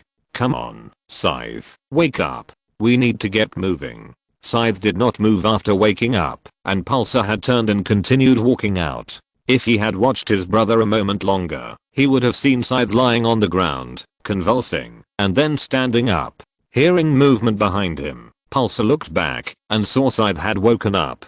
"Hey, Scythe." Scythe simply nodded and packed up his things, but before leaving, he collected some additional items that were native to this world, as if all his actions were under some kind of mechanical control. "Hey, are you sure it doesn't exist? I mean, it has to be somewhere. Look, you might get disturbed." He flicked the strange sticky liquid off his fingers as he took in his surroundings. "Dallas, are you sure there's no sign? I mean, it's right there. It's got to be around there." The man raised his weapon and sent a rapid stream of fire into the dark corridor before him. He did this once, just to be sure. Nothing at all. "Dallas." He heard his captain's voice over the comms. He mumbled for a moment, his words unclear. "Okay." Suddenly, from his friends, they saw on their motion trackers that a second dot began to move towards Dallas. "Oh my god, it's coming towards you." He looked upstairs and saw nothing. He hesitated. "Move, get out of there." Without needing to be told again, he began to climb up the ladder on his hands and knees as his friend continued to cry with increasing panic and fear. "Move, Dallas, move. Get out of there." As he hurried down the ladder, he could barely hear his friend at the other end. "Oh, no, not like that." On the contrary, Dallas. He turned the flashlight, and then the collective screams of the entire clone squad, along with the screams of the two GD knights, echoed throughout the frigate's mess hall, and it was quite an amusing sight for Spider-Man to see. He laughed out loud, purposely pausing the movie as the clones and the two GD recovered from yet another panic attack. Point Beres said breathlessly, holding her hands to her chest to calm her rapidly beating heart. "Now I understand why you have so many references on Geonosis." "Ah." Clone Trooper Trap said loudly, shaking his head. "What's wrong with you Earthlings? Why are you doing this to yourselves? Yeah, why do you keep scaring yourselves like this?" Another clone added shakily. "That chest cracker was bad enough. Now, I never want to go back to Geonosis if what the general said about those brain-eating worms is true," joked a clone. "Well, Lord Skywalker mentioned that Colonel Rhodes did the same thing in the Hive," Ahsoka said. "My goodness, Peter, your planet has a crazy weird imagination." "Heyo." G asked with a little hesitation on his face. "I'm beginning to regret accepting your bet. I should have gone to bed with Scythe." Havoc lamented. "Just go to bed. Hey, come on, don't tell me you're scared," Spider-Man complained, but with a playful smile. "I thought clone troopers were supposed to be fearless." "Hey, we're fearless," the Trap states. "Ah, you sure, Lieutenant?" Havoc asked in a joking tone. "You screamed very loudly just now. Who was that guy hiding behind Commander Raffi when that bastard burst out of that poor idiot's chest?" Trap retorted. Spider-Man laughed out loud. "We still have time, forget it. I'm going out. Don't you want to see how the team members take care of the alien in the end?" "I don't care," Trap said, standing up from his seat and preparing to leave. "Hey, hurry up, we are already halfway through." No, Trap waved his arms. "I'm going to have a lot of nightmares. It's a trap. If you step out of it, you lose the bet." Havoc shouted at him. "I'll take the bet and clean the armor for a week," Trap announced in a pathetic manner. He knew he was losing out, but at this moment he didn't care. The rest of the clones were now laughing loudly at their brother's reaction, while the teens were doing the same. "Okay, then." Spider-Man spoke up. "Shall we continue?" The collective complaints completely restored the smiles of the Earth's natives. "Okay, Let's see it to the end. God. Dante continues to sound like we are going to war, Spider-Man said with an annoyed smile. Playing the film again, the clones and the Padawans watch as Ripley takes control of the situation and find ways to fight the aliens. It's clear that the clones really like Ripley, and her no-nonsense attitude and the principles she follows resonate more and more with them. The audience sees that Ziosi is a robot, and a robot in the eyes of the natives of this galaxy. Honestly, Spider-Man is glad he discovered photo and video recording capabilities in his costume. By the end, the clones cheered as Ripley outlasted the alien and blew it away with the ship's engines. Even Ahsoka pumped her fist, and Barriss had a gleeful smile on her face, though she was noticeably pale. If you're listening to this novel on a channel other than Fanfic World, it means they downloaded and uploaded it without effort. We cordially invite you to visit our channel, Mundo Fanfic Novelos. There you'll find the original version of this story and you can explore many other novels of various genres. We're waiting for you to immerse yourself in a world of incredible novels. Chapter 190, Weird Rebellion. Inside the room, Ahsoka tossed and turned in her bed. She tried to fall asleep, but it was proving difficult. As she tossed and turned again, she saw Barriss lying motionless in his bed. Spider-Man was hanging from his makeshift hammock, dozing lazily. She stared at the Miriel GD, who had his eyes closed, until, What's wrong? Barriss began, knowing her friend was staring at her. It's so quiet, Ahsoka lamented. After all those explosions and blasting, this quiet is just too much. You should enjoy this hard-earned moment of peace. Why are you two awake? Both girls looked up and saw Spider-Man was still laying in the hammock, though he wasn't moving that much. Is it because of the movie just now? No, maybe. Barriss could only look away. That movie was something. I know. When I first saw it a few years ago, I couldn't sleep at all that night. Spider-Man sat up and jumped out of the hammock. Well, since you two obviously didn't sleep, we didn't mean to bother you, Peter, Barriss said apologetically. Yeah, go back to sleep if you want. Ahsoka said. No. Spider-Man waved his hand. Besides, I need to make some webs. Want a midnight snack? Ahsoka suggested. Sure. Spider-Man said lightly, rubbing his eyes as he grabbed a small bag containing vials and ingredients he would use to make more web fluid. The three walked out and chatted for a while. They passed through a separate corridor leading to the clone barracks. Scythe spotted them, but he was not seen. Scythe looked back in the direction he came from, opened the clone barracks, and walked in. Ahsoka, Barriss, and Spider-Man sat in the cafeteria. The table they sat at had the only light in the room. The two girls sat at opposite ends of the Spider-Man point. As the girls ate, Spider-Man stirred a mixture in a vial, and the liquid inside slowly solidified. I was thinking about what you said before, about enjoying the peace while it lasts, Ahsoka said after taking a bite of her food. As a GD, I'm not sure I know how to do that, probably because you entered your Padawan phase at the worst possible time, Spider-Man said. If this war wasn't happening, then you probably would have enjoyed more peaceful times with the occasional mission and skirmish to resolve, maybe, Barriss muttered. Master Windu said that we are guardians of peace, not warriors. Once the war is over, it will be our job to maintain peace again. Spider-Man tilted his head and turned away. But if you're peacekeepers, doesn't that also make you fighters in some way? We are trained and know how to fight in all kinds of combat, Ahsoka muttered. Once the war is over, our job is to keep the peace, Barriss said firmly. Yes, but are we protectors of the peace or warriors? Ahsoka asked. What's the difference? I don't have a good answer, Ahsoka, Barriss said. Like you, I'm a learner. What did your master tell you, Anakin? Oh, well, you might find some of his ideas for the future are a little radical. Really? Why? All we can say is that my master always does what needs to be done. I'm not even sure how I would agree with him in peacetime. Well, peace can only last so long, Spider-Man said. Like our Earth, there's always something going on. Why? Barriss asked. Spider-Man shrugged. Oh, you know.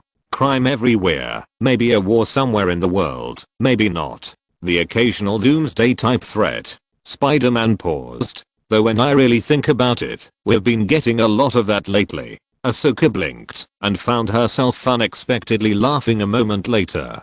Sounds like a nightmare, Spider-Man grinned for a moment. It seems to me. I don't really know, but maybe it will never end. Barriss and Ahsoka exchanged a look. This was completely different. What do you mean? Barriss asked and Spider-Man raised his arms. Well, to be honest, I don't know either, he said matter-of-factly. A few weeks ago, I should have been worrying about my next exam in high school. Now I'm somewhere else in the universe, far away from home. That wouldn't be too bad, would it? After a pause, Spider-Man showed a wry smile on his face. No, it's not that bad, he said. Admittedly, it's always been a dream of mine to go to space and see other planets and worlds. Then he gave the two girls a pleasant smile. Maybe you'll make some great new friends, too. At this the two Padavas smiled slightly. Then, momentarily distracted by a strange sound, they glanced at the beaker and saw that it was filled with webbing. Spider-Man grinned and began storing his newly created webs into boxes. Honestly, Peter, it's one thing to hear you talk about your scientific knowledge, but to see it.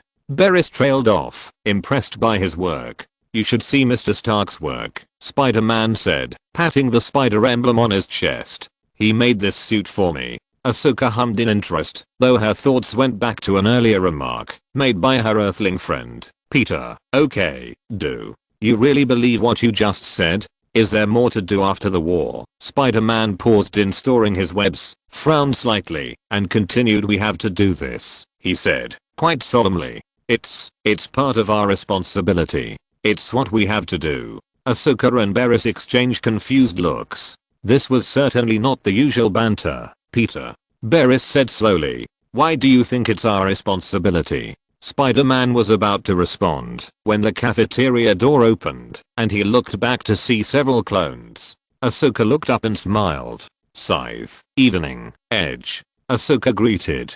Care to join us? As he after watching them, Spider-Man suddenly felt a tingling sensation creeping up his head, as if something was wrong. Really wrong. Guys? Spider-Man said cautiously. Everything woohoo.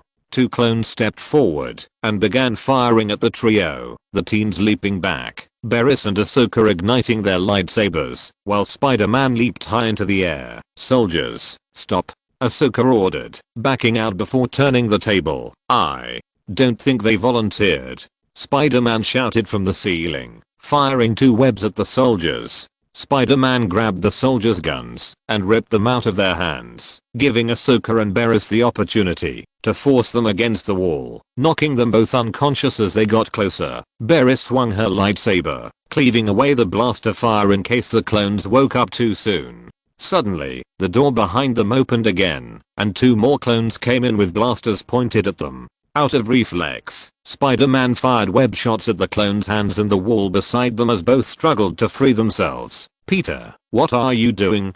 Havoc yelled, pulling futilely at his web restraints. You tell us. Spider-Man said, his eyes narrowed. Your brother just attacked us for no reason? What's going on? Ahsoka asked. Barriss then continued the interrogation. Trap, do you know what happened to those soldiers? I don't know, Commander. Trap responded. I'm just as confused as you are. Did you organize those people? Barriss exclaimed. Did you order them to kill us? No, sir. I didn't. What happened? Why are they doing this? We don't know. We heard gunshots, Havoc told the three teenagers. Why should we trust you? Look. Trap pointed to his stuck hand. You disarmed us. We have no intention of harming any of you. My hand must be hurting right now though, Havoc muttered, causing Spider-Man to frown slightly. Why are they attacking us like this? Spider-Man asked, walking over to the trapped clones and pulling them off with ease. Did you see the way they looked at us? Ahsoka wondered. That's really weird, HMM. Spider-Man muttered, looking down at the unconscious clone. Those are some killable looks. They don't attack us for no reason, Barriss said. Ahsoka gnashed her teeth quickly. Before I first met them, my master once had a clone that betrayed him and Obi-Wan. A traitor who was bought by Ventress. No, it can't be that simple. At least, it doesn't feel that way. Barriss curled his lips. I'm sorry, sir. Trap began. We should make sure we still have control of this ship. Barriss nodded and raised the communicator on his wrist. Britch, this is Barriss. Please respond. No one speaks. Oh, this is nothing like the movie we just watched, Spider-Man said with a confused look on his face. That earned him a flick from Ahsoka's forehead in annoyance. We need to go up there, Ahsoka announced. See what's going on. But what about these two? Barriss gestured to the clone. They could wake up any minute now. I'll take care of it. Spider-Man quickly fired a barrage of webs at the unconscious clones, as they were now in a cocoon with only their heads seeming to be able to move freely. Well done, Peter, Barriss praised. That'll last an hour. Hopefully that's enough time to figure out what's going on. Havoc, stay here just in case. Trap warned.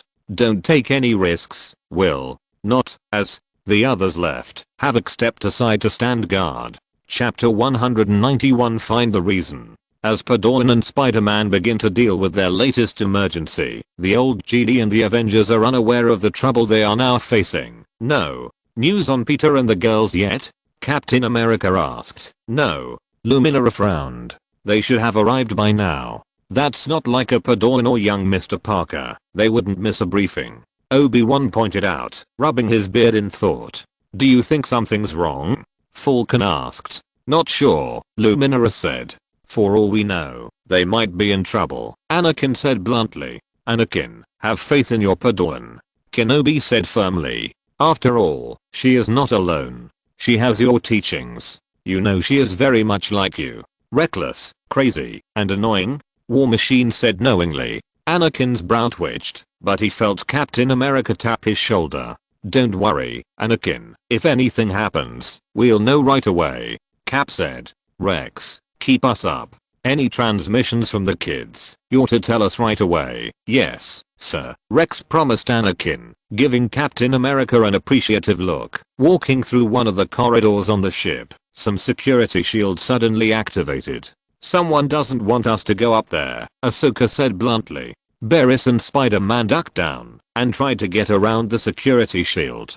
Before either could even take a step, their senses quickly alerted them to the danger. Spider-Man was the first to react, pushing Barriss aside to avoid the blaster fire. Ahsoka looked back and witnessed the trap firing at them. Using the force push, Skywalker's Padawan sent the clone flying several meters away. The clone landed hard and quickly rushed forward, hoping to deal with the Spider-Man closest to him. That's when the teen saw something disturbing.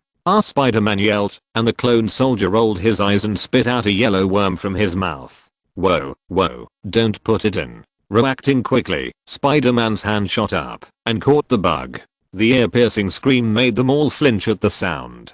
The New York native gritted his teeth and ripped the worm out of the clone's mouth. Lieutenant Trap convulsed uncontrollably for a moment before hunching over and falling to the ground, motionless. Ahsoka and Barriss were at the trap, and Spider-Man was pulling the brain worm as far away from his face as possible. The Mirialan GD patted the trooper and checked his pulse, feeling relieved that it was still beating. She looked up at Spider-Man and saw that he was holding the brain worm in his hand.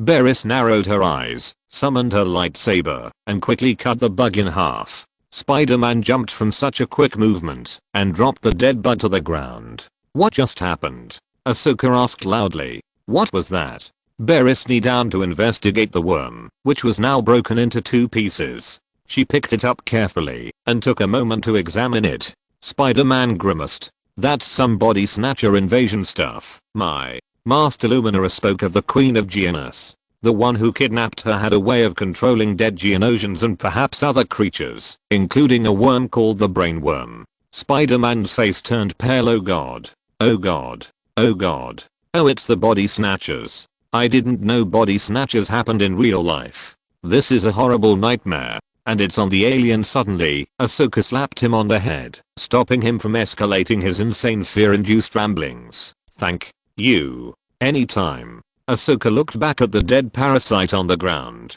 That would explain why those clones would attack us for no reason, and why Trap suddenly acted like this a while ago. The question is, how did these things get on the ship in the first place? Barriss stated her theory. Some soldiers must have been infected before boarding the ship. We have to quarantine this ship. We should also contact Master Festo and others to let them know the situation. With Their mission complete, the trio made their way through the corridors, looking for a way to contact anyone outside the ship. As they approached the hangar, they heard a very strange sound. Doesn't this remind you girls of something?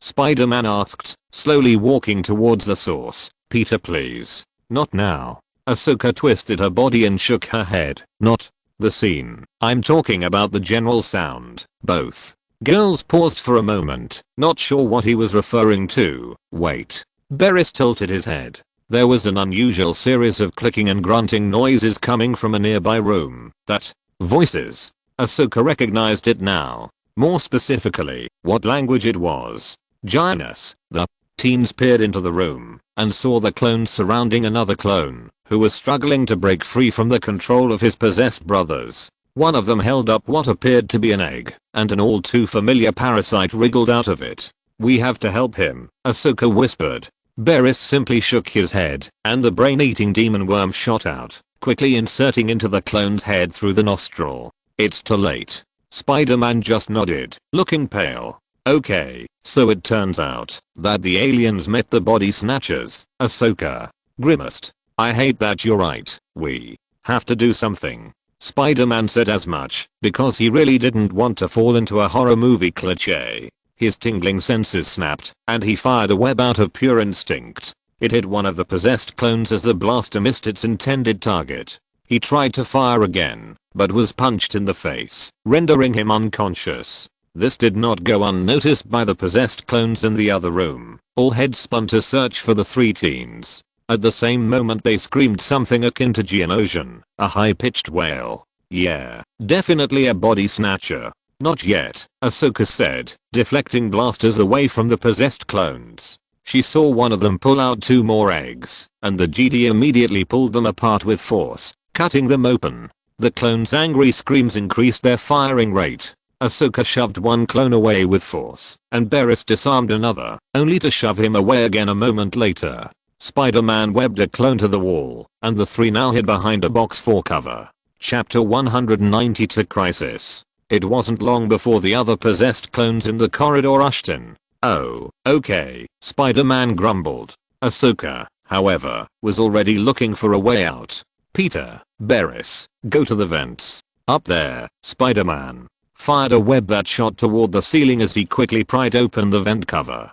Seconds after entering the space, Ahsoka and Barris arrived, and they quickly climbed out. Do you think any of them have discovered us? Spider-Man asked with lingering fear. Must have found out, because the vent cover fell on a couple of the clones. What should we do now?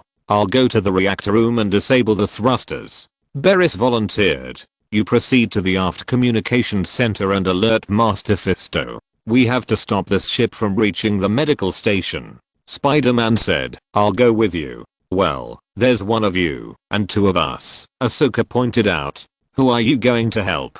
There are many times when Spider-Man doesn't like to choose one thing over another. In the past, it was a meaningless problem in everyday life. Now it's terrible. Spider-Man rubbed his head point thankfully. Ahsoka picked it for him. The communications room is on the other end of the ship. Right now, most of the clones are probably still looking for us, wherever we fled to. You sure? I'm 0.90% sure. Guys, Barris interrupted. We must hurry and contact our master and Master Festus. Ahsoka reluctantly got into position and began to crawl towards her destination. Be careful, both of you, she called to them. We'll be fine, Barris promised. Just be careful. Nodding, the three of them headed towards their destination. Ahsoka, for her part, reached her destination much quicker than her friends, happy to see that communication still worked for the most part. She went to contact Master Fisto and the medical station the frigate was heading to at the moment. Padawan. Tano. GD Master Kit Fisto greeted her with his signature smile. I became concerned when we didn't hear from you on schedule. Ahsoka sighed wearily. We didn't report it for a good reason.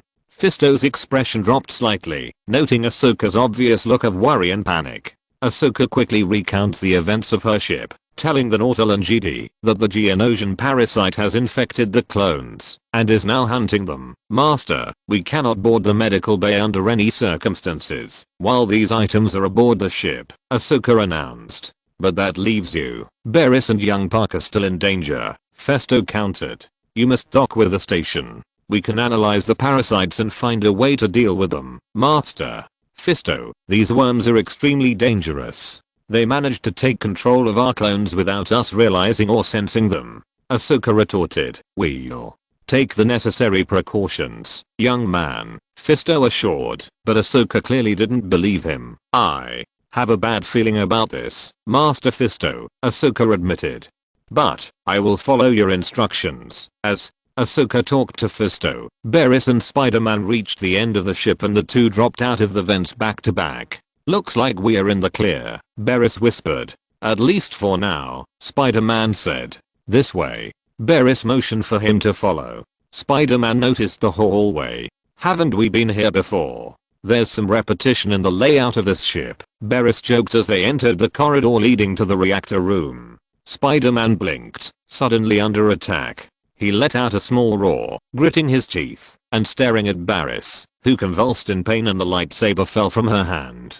Suddenly, they were surrounded from both sides by clones, blasters pointed at them. Spider-Man looked back and forth, trying to think of a way to escape this situation. Clone Trooper Edge had spoken in chat about how the clones always knew the right way to take out a GD, but Spider-Man didn't hear any of it because he heard Barriss whispering next to him. When you get a chance, go find Ahsoka, she whispered. What? Spider-Man said in shock.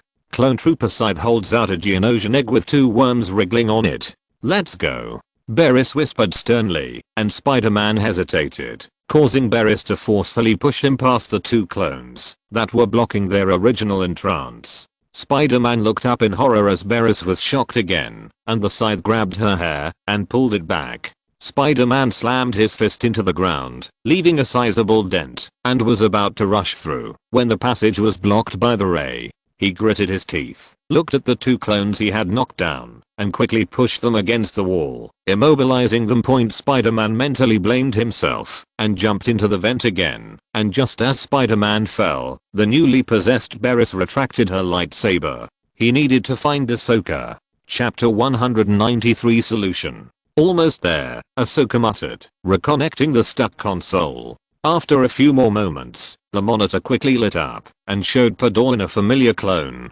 Medical ship TB-73, this is Captain Clone Rex. Please respond. Rex, it's Ahsoka. Ahsoka breathed a sigh of relief. I'm glad to hear your voice, Kit. Likewise, sir. Rex said, I have a man here that wants to talk to you. Stepping aside, Rex made Anakin appear on the screen. Ahsoka, what's going on? Are you and the others okay? Well, not exactly, Ahsoka admitted immediately. Barriss was walking down one of the ship's corridors with some of her companions. Before she separated from them, her eyes narrowed and slightly out of focus. She raised her head momentarily and heard something padding softly above her head. Back at Ahsoka, she had informed Anakin of the situation, and her master was now giving her instructions. Make sure your comms are open, he ordered. I'm going to interrogate Boggle. He may have some answers. Find Barriss and Peter, and wait to hear from me. Ahsoka exits, turns around and looks Barriss. You're back. Did you make it? Barriss said nothing, just stared at Ahsoka in a rather unsettling way. Barriss, what's wrong? Ahsoka, Spider-Man suddenly rushed down from the vent. Leave Barriss had raised his hand to the glass, shattering it with the force, sending shards flying toward Ahsoka. Barriss, Ahsoka yelled. Please, we are your friends. The controlled Barriss ignited her lightsaber and lunged at Ahsoka, who ignited her lightsaber just as quickly to avoid serious damage. Barriss, it's not you, Ahsoka said to her friend. It's the Nat. Ahsoka got no response, kicked Barriss away, and ran out of the communications center at the stern of the ship. Barriss got up and gave chase, blindly trying to kill the other Padoran. However, out of the corner of her eye, she caught Spider-Man about to jump in. As Spider-Man prepared to make his move, the Miriel and GD did something that froze both him and Ahsoka. The possessed Padawan gave the two a sinister smile while raising her Aj knife to her own neck. Attack, and she dies. Barriss spoke in a hollow lifeless voice that made both of her friends' blood boil. Seeing his chance, the mind-controlled Barriss unleashed a burst of power that sent them both falling to the ground in agony. The Miriel and GD lunged at the stronger of the two. Opening her mouth, the worm emerged, her target's eyes widened as he began to struggle to break free. I'm sorry, Barriss. You're a nice girl, but I'd rather kiss you after the second date. French is coming third, maybe fourth. Peter. Ahsoka yelled, I'm sorry I used humor to hide my fear of worms. Spider-Man yelled, pushing Barriss away as gently as he could. Come on. Ahsoka helped him up. We have to go. But Barriss, you saw what those worms can do. Ahsoka said regretfully. If we fight her, we risk the parasites killing her. Spider-Man gritted his teeth in frustration, glanced back at Barriss who had begun to stand up, and reluctantly ran out with Ahsoka. Meanwhile, a GD Knight was speaking with a Geonosian physiology and mind control expert to help Padawan and the young hero. Walking down the corridor of the ship, Anakin made his way towards the prison area.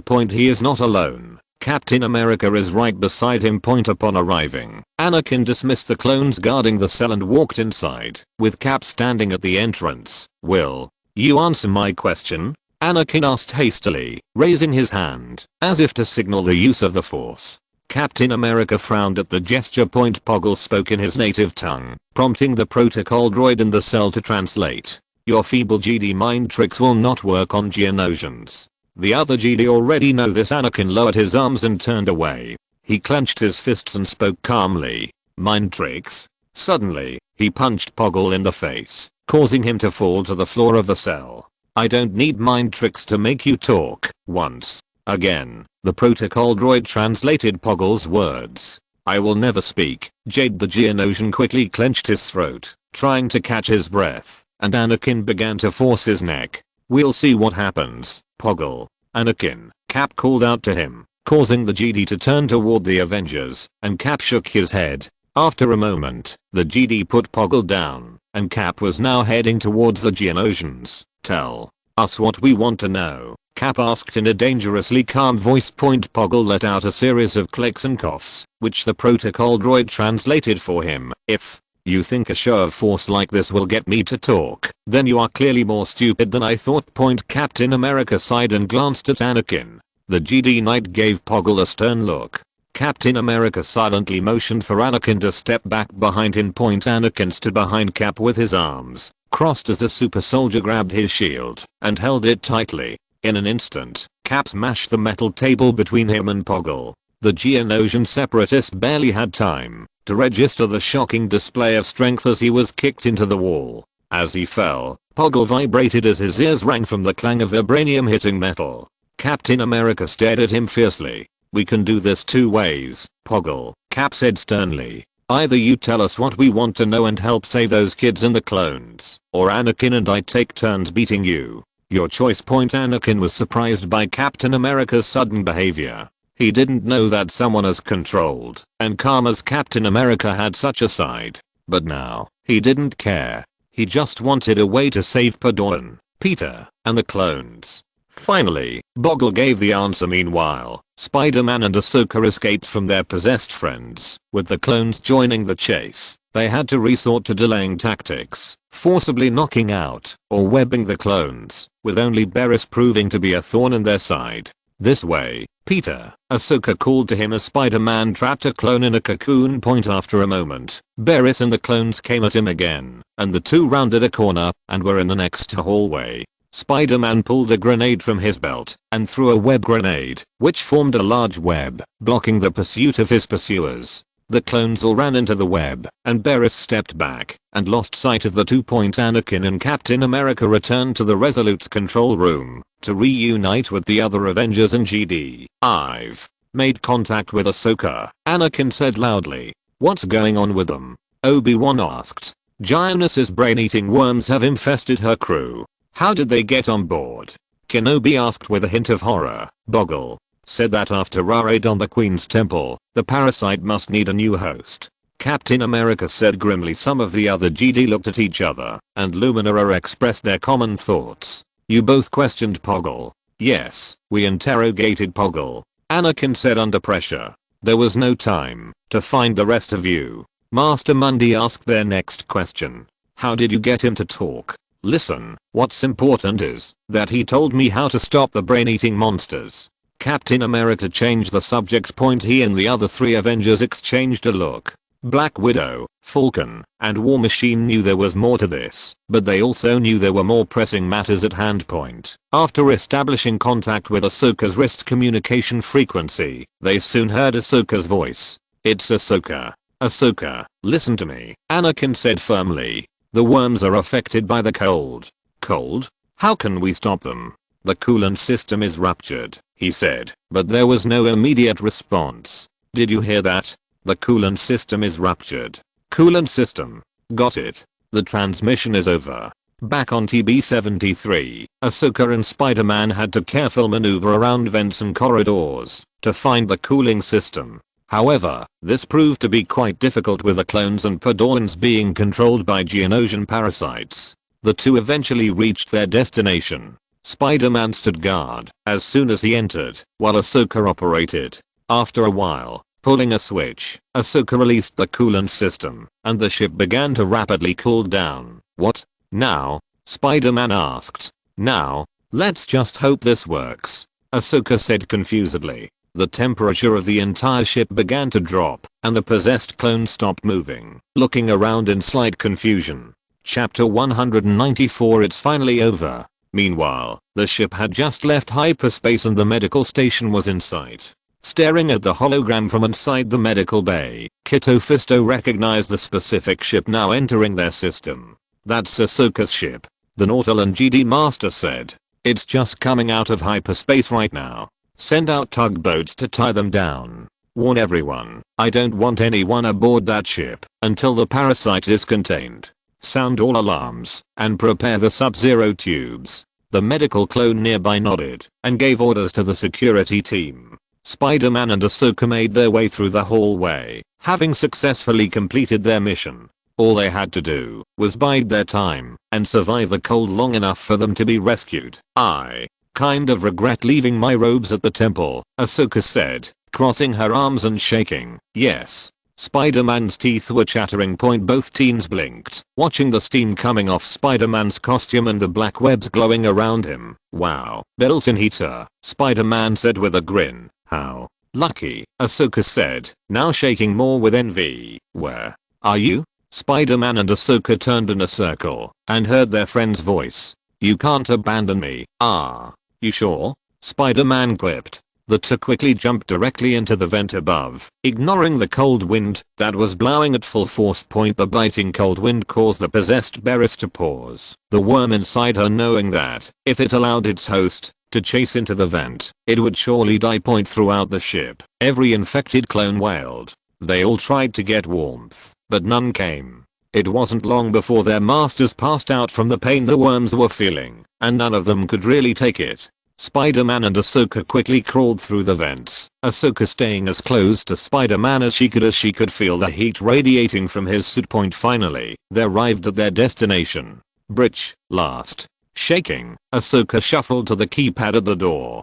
Once inside, Ahsoka rushed to the controls, trying to signal. We're coming too fast. This is Ahsoka Tano. Can you hear me? I'm shutting down the engines. I'll try to reverse. Ahsoka. Ahsoka turned around and saw Spider-Man having to dodge a lightsaber attack from the infected Barriss. The wild swing of the lightsaber destroyed some of the nearby control consoles. When Spider-Man fought back, he knocked Barriss's lightsaber away, and it split the coolant tube hanging above. It swept down and released a stream of cooled air directly in front of the infected Barriss. The sounds coming from her were painful to them. The infected host tried to retaliate, but Spider-Man had to use up the last of his webs to hold her in place. With it secured, Ahsoka grabbed the damaged tube and pointed it at Barriss. Forgive me, but this is for your own good. As Barriss swayed and screamed in his confinement, the worm began to come out, hoping to get warmth from a teenager in front of it. However, it failed as Spider-Man grabbed it hard and pried it out of his friend's mouth. Ahsoka released the tube and swung her ignited lightsaber, killing the worm. A moment later, Kitto Fisto and a handful of armed clones arrived on the frozen ship.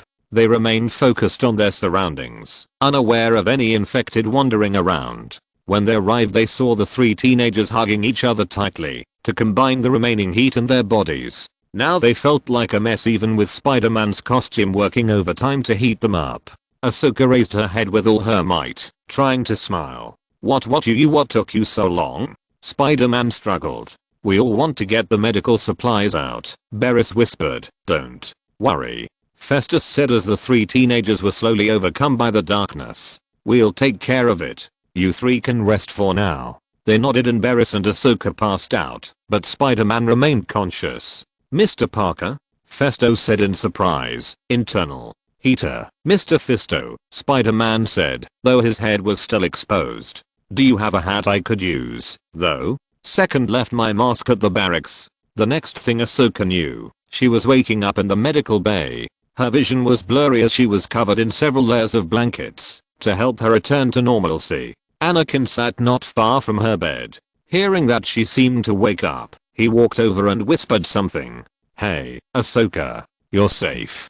She nodded weakly and struggled to stand up from the bed, but was held down by her master. Where's Barriss? Where's Peter? They're fine. He looked over, and Ahsoka followed suit, seeing their friends asleep in their own beds not far away. Barriss was covered in a blanket, while Spider-Man just laid there, covering his eyes with an arm, snoring softly. The go same for the clones. Ahsoka nodded and then asked something that popped into her mind. What is that? I think I can answer that. Looking toward the door, Kitto Fisto walked in. We analyzed these worms. They are identical to the creatures you found on Geonosis. Master Skywalker. Anakin nodded solemnly. We must inform the Force about Geonosis. This parasite may explain how they recaptured the planet Geonosis the first time. I do not want it to happen again.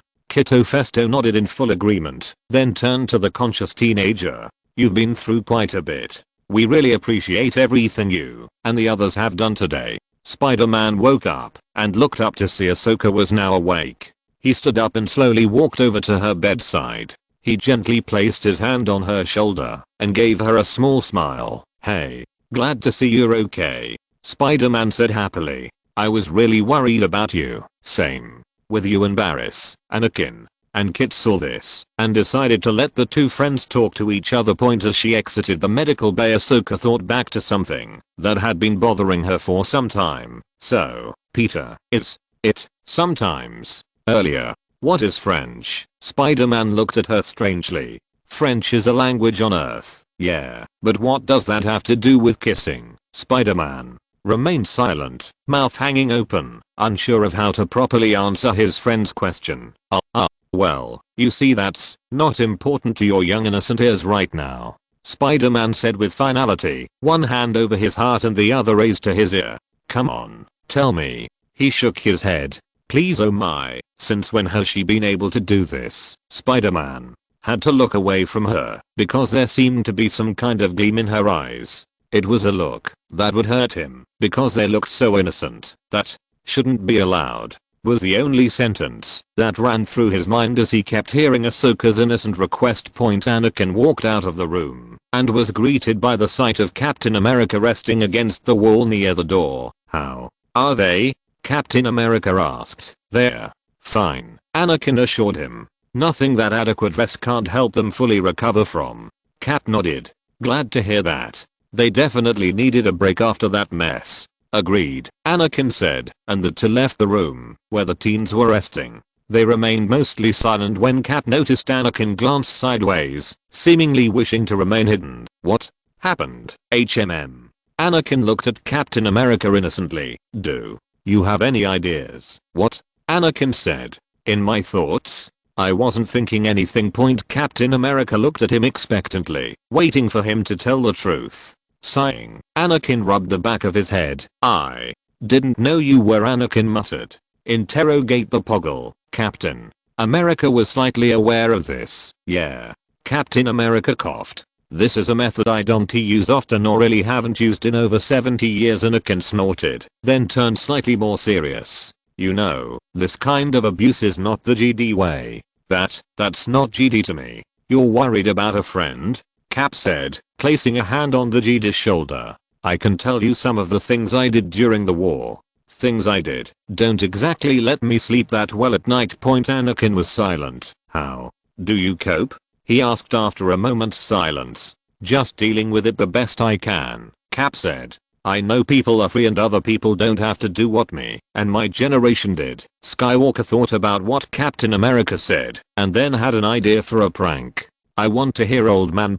Captain America snorted. Yeah, an old man who can still kick your ass. The two men laughed, and Anakin nudged the captain's shoulder, and they walked away, chatting lightheartedly. The long battle finally over.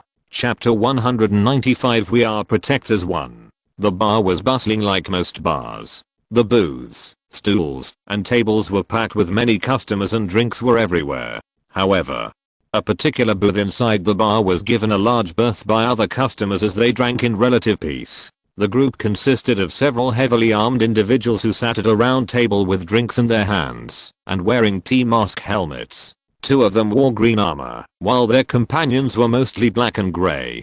The three of them were about the same age, with the one in black and gray armor being about 2 years younger than them. He has black hair and a small scar on the right side of his chin. His most distinctive feature is his steel gray eyes, which are filled with a cold aura, showing a warrior who has experienced many battles. The man to his right sat in the middle of the three, blonde and blue-eyed, his arm draped over the helmet in his lap. To his right was their last companion and friend, exhaling a satisfied breath after a moment and sipping a drink. His eyes were blue, like the one in the middle, but he was slightly darker. Now, besides the unifying armor these three men possess, there is another aspect that binds them together as comrades, allies, and friends. So what would Spall tell you, Finn? The steel-eyed man asked. Nothing for now, Finn said, wiping his helmet. Why do you ask, Dax? The buzzed man asked, leaning back in his seat. I thought you'd appreciate the chance to take a nap. Come on, Toby, I'm still a Mandalorian. I can only sit still for so long. Dax waved his hand. Besides, we already took a nap on the way here. Why do you always nap, Dax? Finn asked. You sleep more than all of us. How do you do it? Dax just shrugged. None of your business. Finn muttered to himself, patting Toby on the shoulder. Come on, you two. Spar might want a report on our latest work. Nodding, the other two picked up their helmets and the three left the building and headed for the ship they affectionately called Sleek. It was a Black Com class starfighter given to them by Mandalorian Motors, the primary starship used by many Mandalorians. It is 68.1 meters long and features broad, angular, rotating wings, as it is currently seen when parked upright. In flight, the wings can rotate around the main body of the ship, improving maneuverability. While they could have had a smaller version of this ship, they are a team. Climbing aboard, they were airborne soon after, with Toby at the helm and Dax as co-pilot. Flying into the vastness of space, Toby input the coordinates and they entered hyperspace. The trip was relatively short, returning to the skies above the Mandalorian-occupied planet of Concordia Dawn. The planet had long since become the base of operations for the Protectors of Mandalore, led by the new true Mandalorian spirits. Not the Pretenders of Mandalore itself, nor the dastardly group that lived on the moon of Concordia, the Death Watch. Descending to the planet's side, Toby made it to the main camp where the Protectors used for operations. Landing near where many of the other ships were stationed, the three Mandalorians disembarked and were greeted by several other Mandus, all of whom happily greeted them. Once inside the camp, all three paused as they saw Spall standing there waiting for them to return. Mandala. The three said in unison, bowing their heads in respect. Do I consider the mission a success? Spall asked, approaching them. If it weren't like this, would we still be here? Spall smiled and pointed to the largest tent in the camp, and the three followed him. Glad to hear that, Spar said quietly. I hope you're not having any problems, except that Dax is sleeping next to Dynamite again. No, not really, Finn huffed. Dax quickly elbowed his teammate in response, before composing himself in front of their leader. Okay, now then. Spall walked over to a nearby hollow table and typed something in. An image soon appeared. I have a new mission for you and your team.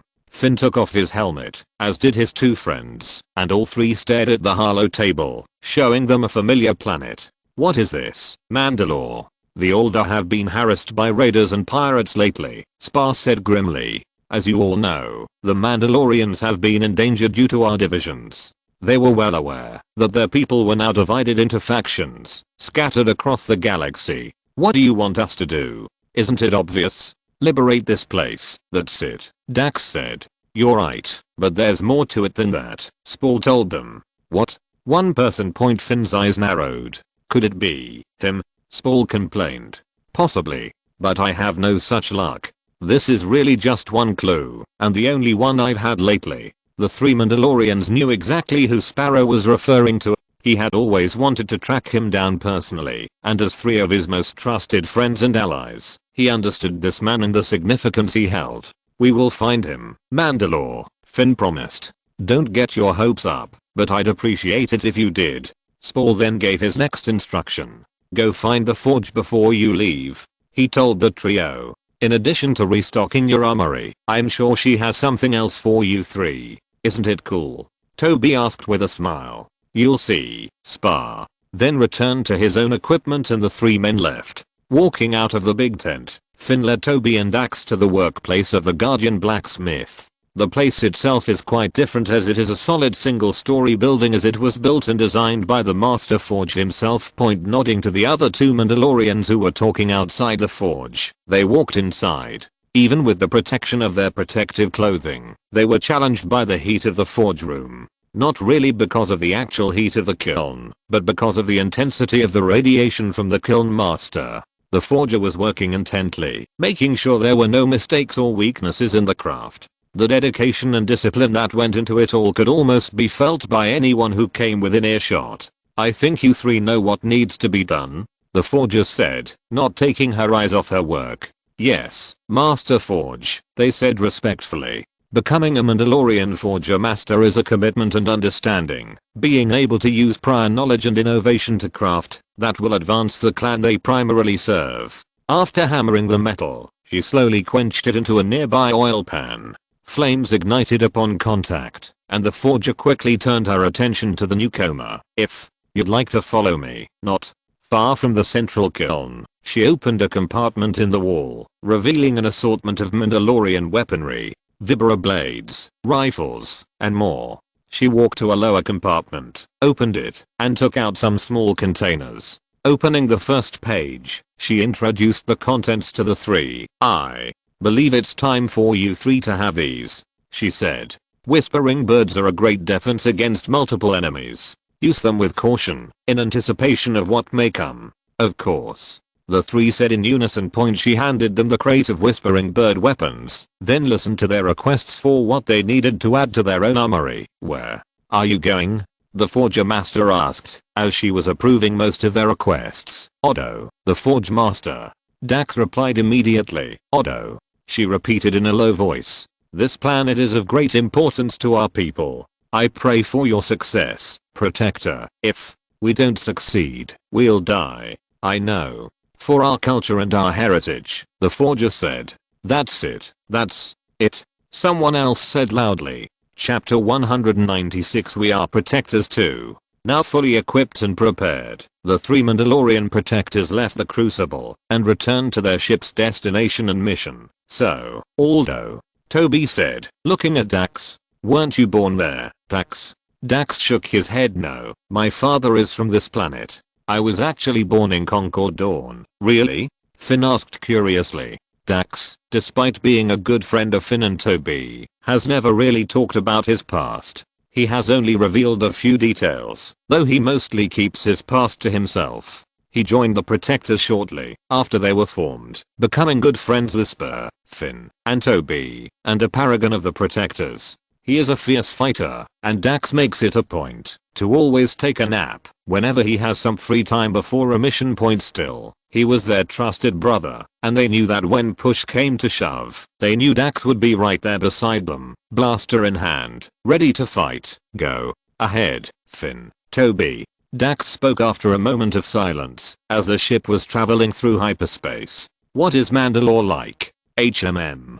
Toby looked at him. What? You've never been to Mandalore? No. I only saw images of my home world. How to describe it? I'd say it's a facade, Finn said, rubbing his chin in thought. Facade. Of course, it looked peaceful and relevant to everything the Duchess had been doing for the last few years. Pristine imagery, a model for many neutral systems. However, she hadn't really noticed the criminality there. The black marketeers, the rebellion. That doesn't sound stable, Dax pointed out. Not at all. Finn shook his head. I know she wants peace and everything, believe me, I get it. But to change the way we've been living since the beginning?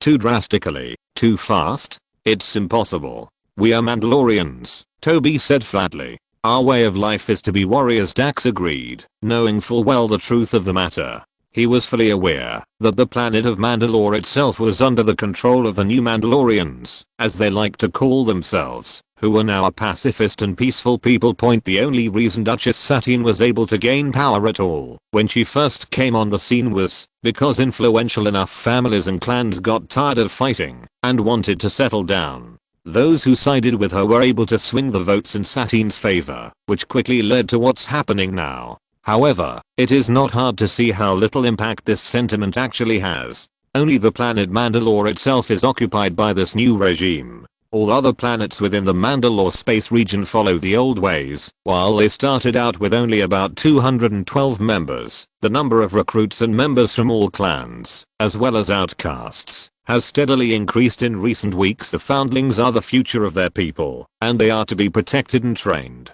Actually, I heard that little rumor before I left, Finn said, leaning forward as his two friends stared at him. The Duchess's sister refused to support her cause before the new Manda went to change Mandalore. Really?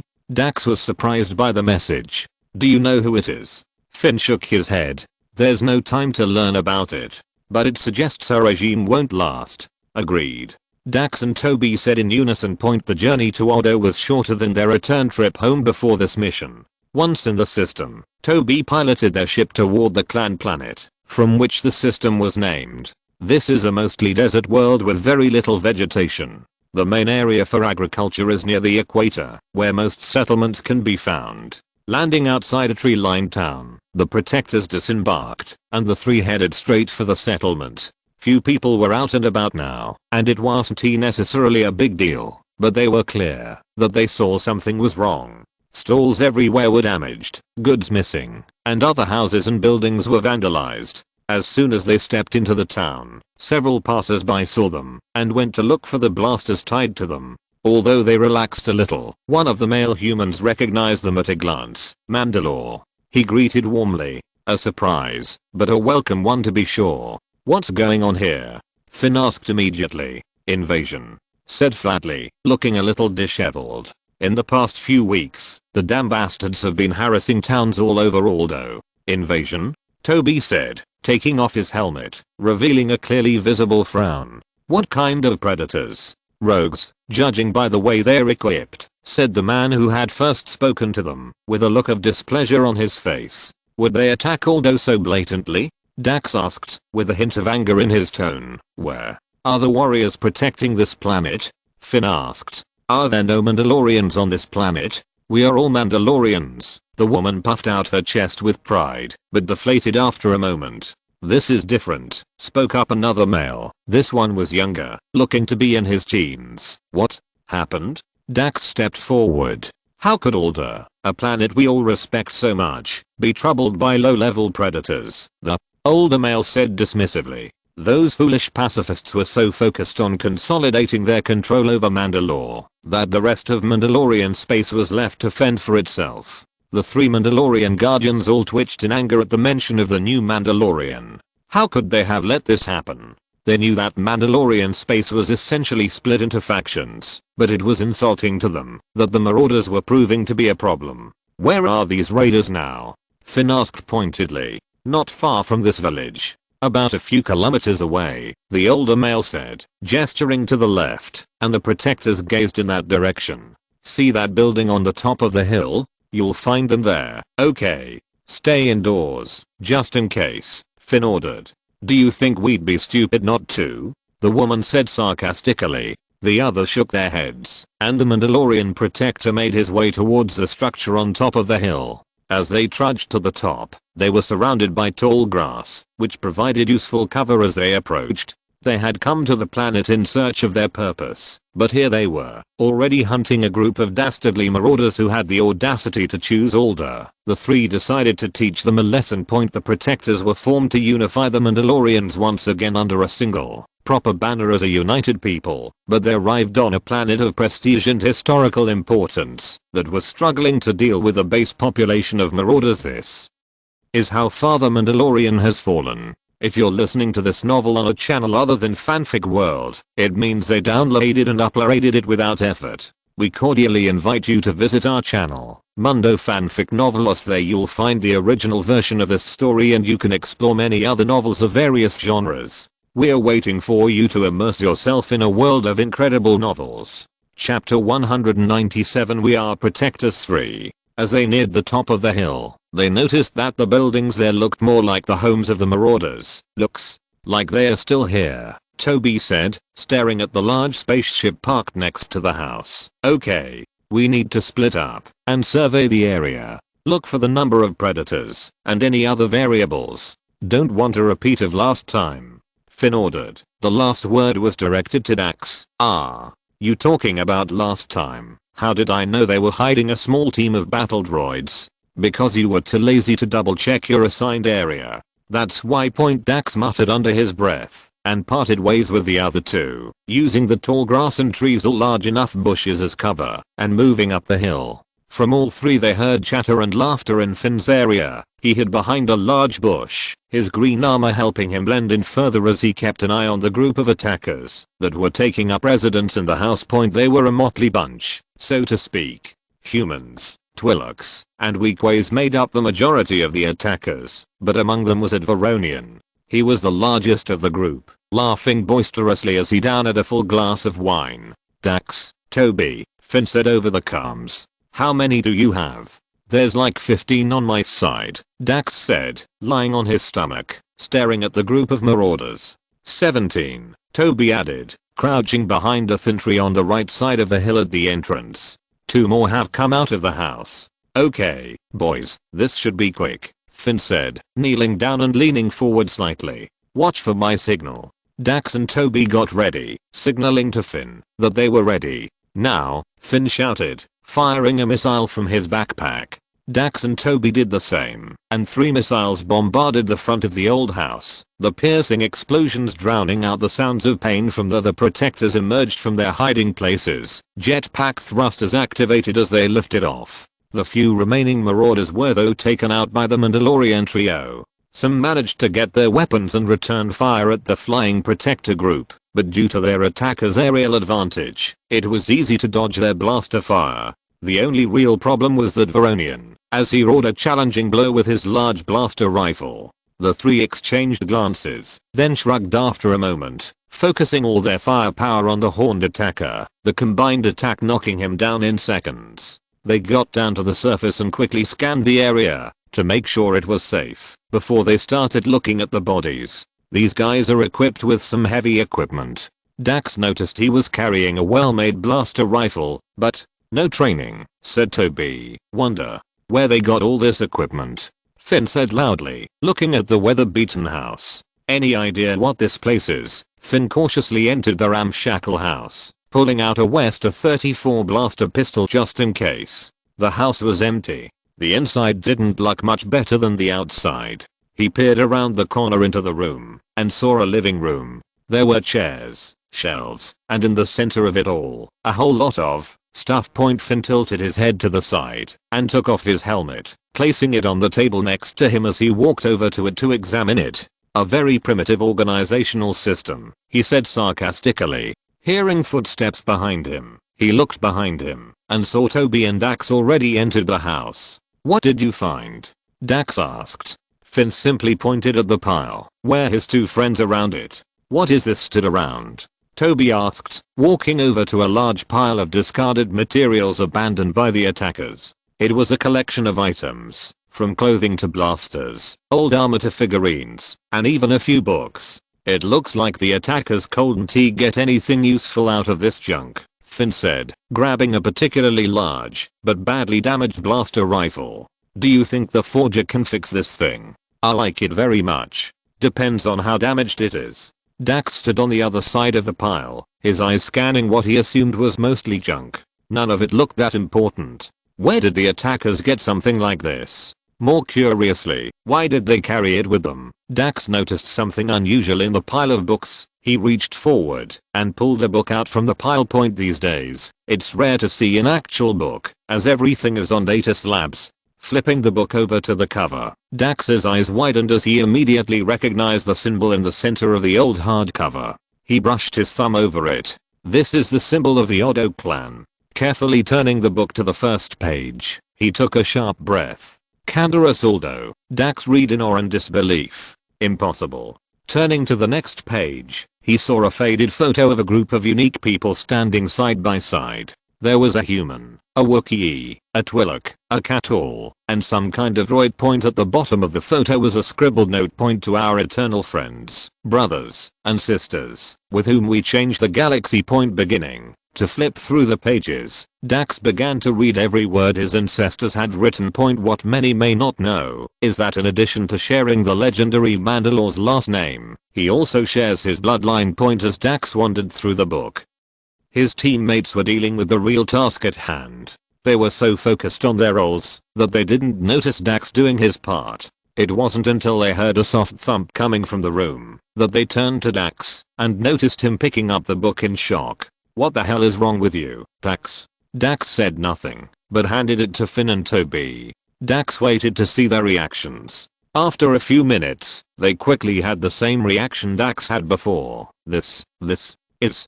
Toby stammered. Finn was also shocked. Dax, what? We need to report this, Dax said. Don't be ridiculous, Finn said, reaching for his communicator. The call has been connected, Dax said. After a long while, the image of the crystal appeared in front of them. What's going on? What's the emergency you need to call about? Are you having any problems? No. Spall frowned in confusion. So the mission is still ongoing, or, no, it's done. We were just about to call you to report our findings. Have you noticed? Unfortunately, no, Spur. But we have a head start on where he is, Finn informed. Not only that, but we found something else you're sure to like Guardian's diary. This made Spar very surprised by this information. Interesting. That's what we want to know, but that's not the point, Dax said. There's something there that could prove beneficial to all of us. One is a schematic of a basilisk war robot. Spall was silent for a moment, and the Mandalorian clone looked at his companion in surprise. Is this a joke? Dax laughed manically and shook his head, holding up the book to show him they weren't kidding. Spall couldn't help but stare at him for a moment in disbelief. It's all here, Spur, Finn said with a grin. Spall thought some more about this new information. It would certainly help boost our numbers and morale. Then he hummed. It would give us some chance of fighting the enemy. Anyway, seems like good timing for what's about to happen. The three of them looked at each other, not knowing what was going on. I was just going to call you three later to call off your search. I found what we were looking for. Head to these coordinates. I'll see you all there. Ah, you sure, Spur? Finn asked. Spall nodded. Chapter 198 Boba Fett. Tatooine. A desert world with a long history as one of the galaxy's hubs of crime, slavery, mercenary guilds, and bounty hunters. A planet ruled by the Hutts, where most of their illegal business dealings and profits take place. From pod racing, slave trading, simple to complex spice trading, weapons dealing, and more. 4 Mandalorians walking together is an unusual sight, but not as uncommon as some people see it. To them, having 4 Mandalorians walking together seems to show more unity and a clear message that they can't be defeated that easily. Many fools jumped in and tried to get the Mandalorian equipment. Most people see bounty hunters of all kinds wandering around because it's a safe haven for people like them. As we all know, Mos Eisley's Passport is the city where the most criminals and bounty hunters gather. It is here that you can find the most jobs and opportunities. Dax stared at a particularly scruffy looking human in an intimidating manner. Ah, you sure he's here? Dax asked. Of course, Spall said firmly. And the place he frequented most. The 4 Mandalorians stood in front of the cantina for a moment, with Spar entering first, followed by the others. Standing at the entrance to the tavern, they all looked around at the bar and the patrons inside. Most continued to go about their business, either their own or with others, while the rest quickly noticed them and tried to stay away from them. Coming out of the hustle and bustle, it took Spall some time to discover their goal. There, Spall whispered, and the others looked over to see a little boy sitting in a booth with a few other people. The young man was in his late teens, had black hair, tanned skin, and brown eyes. With him was a female Paladuan with grey skin and a large ponytail, a transition, and another man, who was slightly older, and had a hood on his head. You 3 stay, Spall ordered. Ah, you sure, Spar? Finn asked. Trust me, my brothers, Spall said, walking up to the booth. If anyone wants to interrupt this meeting, please be careful. Finn looked at their leader, then patted his friends on the shoulders. Come on, boys, let's go have a drink. As he approached, he was quickly noticed by the occupants of the cubicle. The little boy glared at Spar fiercely, his eyes gleaming as he stared at the armor he was too familiar with. What do you want? Spall just shrugged. Just some small talk, that's all. With whom? Paladuan asked. Spall just lowered his head, then answered. You, Ward, sorry, he's talking about me. Allah, the boy said. Do you want to talk to him, Boba? Allah asked. I mean, I want to talk to him alone. Spall is now more direct. What? If he doesn't want to do that, this is very important, Spall said meaningfully. After taking off his helmet, Spall was quickly scrutinized by Boba's companions. What's a clone doing here? Asked another. Looks like a vagabond to me, Transition growled. Then, why is he wearing Mandalorian armor? Did he steal it? I actually earned it, Spall corrected. Isn't it too much for a son to talk to his father like that? Don't play the emotional card with us, clone, Aura sneered. We know Jango Fett died on Geonosis. Boba was there, and he brought his armor back with him. We've been with him ever since. Spall just held up his hands. Fine, I admit it. I know I'm not exactly Jango Fett, but unlike all the other clones, I carry his memories. In fact, I do. Boba frowned at this. That should be. Spall exhaled. Jester Merrill. Boba's eyes narrowed at the mention of the name. So, what does this name mean to me? Well, that's fair to say, Spare said. Considering what Jango said about him, how he was raised by him, how he followed in his footsteps and became Mandalore. He leaned closer. You are the embodiment of Meriel's will. Boba has a tough look on his face, but his eyes guys. Boba looked down at the table. Give me a minute, but, Boba please, Allah. Just this once. Allah glared at Spall. If anything goes wrong, I will shoot you myself. Then, go ahead. Aura quickly left the cubicle, followed by the others. Each was hesitant to do so, but Paladuan made them obey quickly and go somewhere else. They didn't leave the room completely, just went somewhere far away, as they were within sight of the cubicle, where Boba was currently sitting. What do you want to talk about? That should be obvious, Spar said, sitting with his brother, so to speak, with his memories. I know how much Jango misses the Mandalorians, his people, your people, but he was banished. No, Spall shook his head. Jango follows the old ways, the ways of true Mandalore. The Death Watch and the new Mandalorian simply branded him as such. He rules as our true Mandalore. Because Jango inherited just as will and title. Because Jango is his son, besides blood. Boba kept his head down, but it was easy to see that he was shaking. Why are you telling me all this? Boba asked sharply, his eyes glaring at Spall. I want you to return home to your people. I was never one of the Mandalorians, Boba said. Spall smiled. You understand our words. You know our ways. Even if you don't even realize it. Your father taught you everything he knew before Geonosis. I just want to help fill in the gaps he left behind. Boba's fists clenched tightly, and an angry look crossed his face. I already know you want revenge on the man who took him away from you. But that's not what your father would want. He wants you to live, to have a life, to, what do you know? Boba roared. You have my father's memories, don't you? You should know that he killed Tori Vizsla in revenge for his father's death. How can you say that about revenge? Spore sighed and leaned back, staring blankly at the ceiling. Something about revenge, Boba. Spar said. Having his memories and everything gives you that perspective. He smiled dryly. Sometimes, having all those memories is both a blessing and a curse. The two sat there quietly. Revenge, Boba, you gain nothing. Spar said. Killing Tor gained him nothing. It felt fulfilling at first, but let me tell you, Jango lost everything afterwards. His clan and his brothers and sisters were all dead. His title was gone. His pride and dignity were stolen. Now tell me, Boba, does this sound like something you want? Boba didn't respond. I reclaimed the title in order to carry on Jango's memory in hopes of passing it on to you, his son and heir. Spar said sincerely. Please Boba, come home. Your people and your clan will welcome you with open arms. Boba said nothing when he heard this. Spar sighed again and pulled out a transmitter, placing it in front of Boba. Take a moment to think about this. You don't have to come back now, as our doors will always be open to you. When you have thought it through, you sit to contact me, and I will help you return to your place in the galaxy. Chapter 199 Lively Tatooine. All along, Finn watched Spare talking with Jango Fett's son from the main bar in the center of the cantina. It took a while, but they finally found him. Now hopefully they will join them. From what he could see from his position in the room, things were intense and complicated.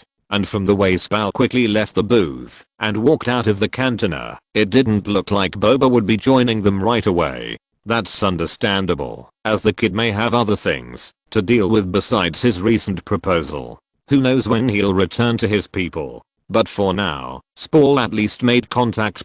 Sighing, he leaned back with his back to the bar, his eyes roaming around the bar.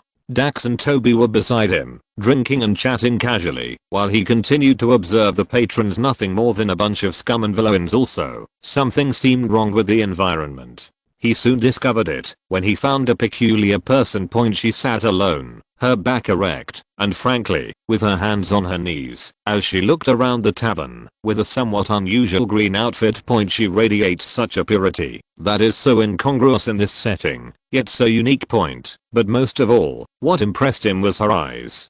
Her large eyes made her seemingly innocent character even more obvious.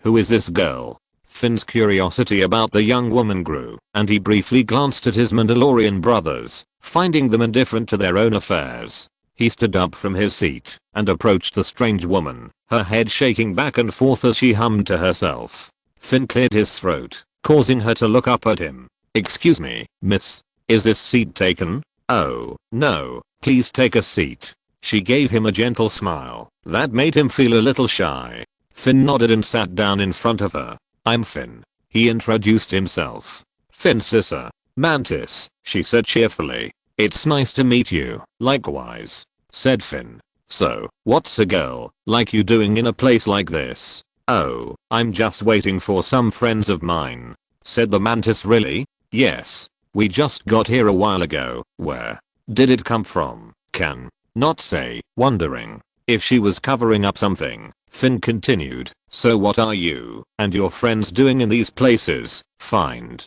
someone. Who? I don't know, she said honestly. All we know is that they're related to a friend of ours, and we are trying to reunite them. Well, strange. Before that, we were just looking for work here and there. What kind of job? Bounty hunting, most likely. You don't look like someone who would engage in this kind of profession. That's what Rocket said, Mantis said. But you'd be surprised. I'm a capable fighter now. Frankly, her bent arms were adorable in the eyes of this experienced warrior.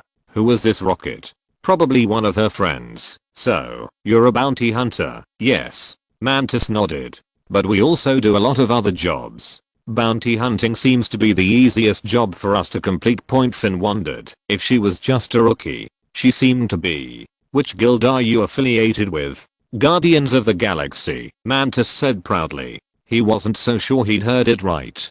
Guardians of the Galaxy? She nodded happily. Yes, Quill was a predator, but not anymore. Right. Marauders. Finn is clearly missing some information here. He stared at her silently for a long time.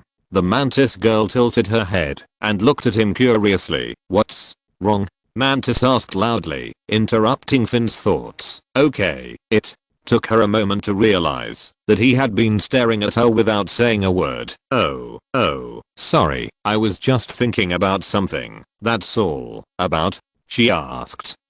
He didn't know what to say here. About how you have such beautiful eyes. Come on, Finn. Come on, he said in his mind. Come on, man. You know you can do better than this. Do you think they are beautiful? Finn was stunned by the innocent question. He looked at her because she seemed to be waiting for his answer.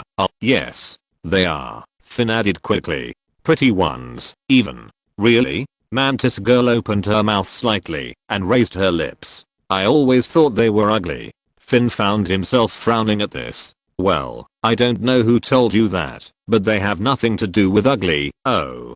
Thank you. Mantis girl gave him a bright smile, and he couldn't deny that it made her look more beautiful. Well, who put their ugly ideas in your head in the first place? My friend, Drax. My other friend told me that Drax was trying to, what's going on again? Put me down because he wasn't interested.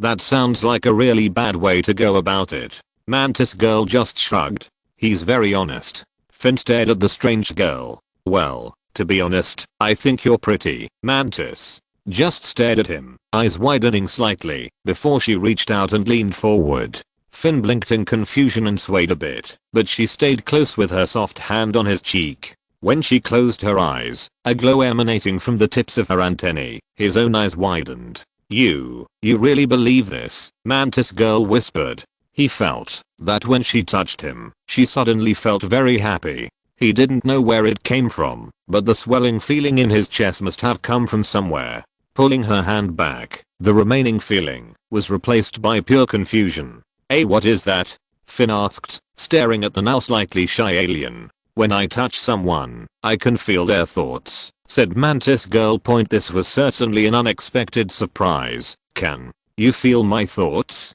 Finn asked, and Mantis nodded. After a while, her face had a little redness and now she had a shy smile. I've never been called pretty before. Finn blinked and a smile appeared on his face. Well, I'm honored, he declared. Because from now on, whenever I think of you, that's the only word I'll use to describe you. The blush on her cheeks grew as her now bright smile spread and she clasped her hands together. Really? Well, that's not the only word I use, Finn said after a moment, with a more gentle smile. I have a long list of Sister Mantis. You're here. They both looked up to see a human male wearing a maroon trench coat and brown hair approaching. Hi, Peter. Are you done yet? Just barely. Everyone gathered back on the ship and prepared to set off. That's great, said Mantis. Peter stared at the Mandalorian. Is this your new friend, Finn? Sissa, the Mandalorian introduced himself. I hope you don't mind me leaving your friend here. Peter Quill. If you hadn't done anything to her. Oh, no, he's very kind. Mantis girl chimed in with a determined smile. He's very nice. He told me I was beautiful. Finn bowed his head slightly, a small smile on his face. Peter raised an eyebrow at what she said, then looked at the Mandalorian. You thought some pretty words could convince her to do something? Hey. Finn stood up from his seat. Don't get your mind dirty like that. I'm not that kind of person.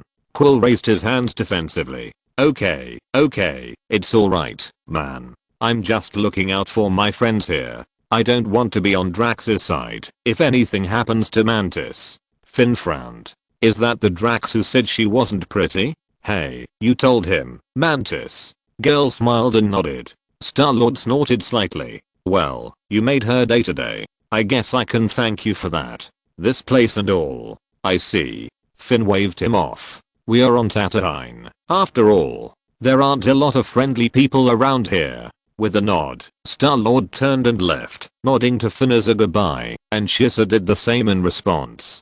Goodbye, Finn. Mantis said, walking up to him. I hope we can meet again. Finn blinked, then gave her a soft smile. Same here, Mantis. Try not to get into too much trouble. She smiled at him and strode past the Mandalorian to catch up with Star-Lord, and the two of them left the cantina a moment later. Now it seemed that he was looking forward to seeing her again. I should find a way to contact her. So, who is that? Your new girlfriend? Finn turned around to see Dax grinning at him playfully. She is not. It doesn't look like that. Is there any way you can contact her again? Finn wanted to protest but sighed. No, but I will next time. Dax patted him on the back. Chapter 200 Mandalorian Spirit. Still reading that book? Toby asked, peering over Dax's shoulder as the Aldo clan member was absorbed in reading the journal. Finn was sitting next to him, and the two of them had already read through it several times. They had long since returned to their homeworld of Concord Dawn. Although their trip to Tatooine had left them empty-handed, without Boba Fett, Spar was still optimistic that Jango Fett's son would come to them in time. They just had to be patient. Currently, the trio was in the largest tent, which Spar used as their main operations and debriefing area. This is thrilling, Dax admitted. This is the journal of my ancestor, Keeper. We can learn a lot from this book alone. How on earth did this last so long? Finn muttered in wonder. I looked at the cover and everything is metal, but even so, the pages seem a bit much. Well, ancient canons of honor were written on some kind of vault fabric, and were said to last for thousands of years, until they were lost, Dax pointed out. Though before then most people had them memorized or copied into other texts. Aldo's fingertips traced across the pages, his expression slightly focused. Actually, even the pages feel weird. Like some kind of metal alloy. Yeah. Here, feel it. Dax held out the journal, and Finn took it from him, his face changing, and flicked it. See it? What's that? Finn asked, handing it to Toby, who did the same thing, looking just as confused as they were. Sort of like a composite of paper and metal, if that makes sense. Toby speculated, holding it out for Dax to take back. Spare said the same thing when he watched it. Said it reminded him of Beskar. Dax said, Beskar. Finn muttered. So, this paper is made of Beskar. Dax shrugged and placed the journal on the table where he and Finn sat. Some clothing has certain metals woven into the fabric. So it wouldn't be surprising if other materials, like paper, had metals mixed in for preservation, Toby said. Did you find anything else in that diary? Toby asked. Finn took the book and opened the second half of the Guardian's diary. Look at this. Toby stared at an unusual array of symbols and codes, some that looked like Mandalorian characters, others that were foreign to him. What is this supposed to be? We don't know. Dax shook his head. It could be something the Guardian made up himself that needs to be decoded, or it could be some unfamiliar language he used. Did you show it to Spall? Darla asked, squinting at the symbols he tried to make out. To no avail. Finn nodded. He recognized some of the symbols and phrases. See this thing that looks like a helmet? Toby nodded. That's the symbol of the initiations after the foundling training is over. And this curve on the pistol is a curve of the moon of Dexon. Dexon. Toby muttered. Do we know that place? Dax said. Long ago, that planet was used as a training ground for our people. That planet was long abandoned. Toby pondered.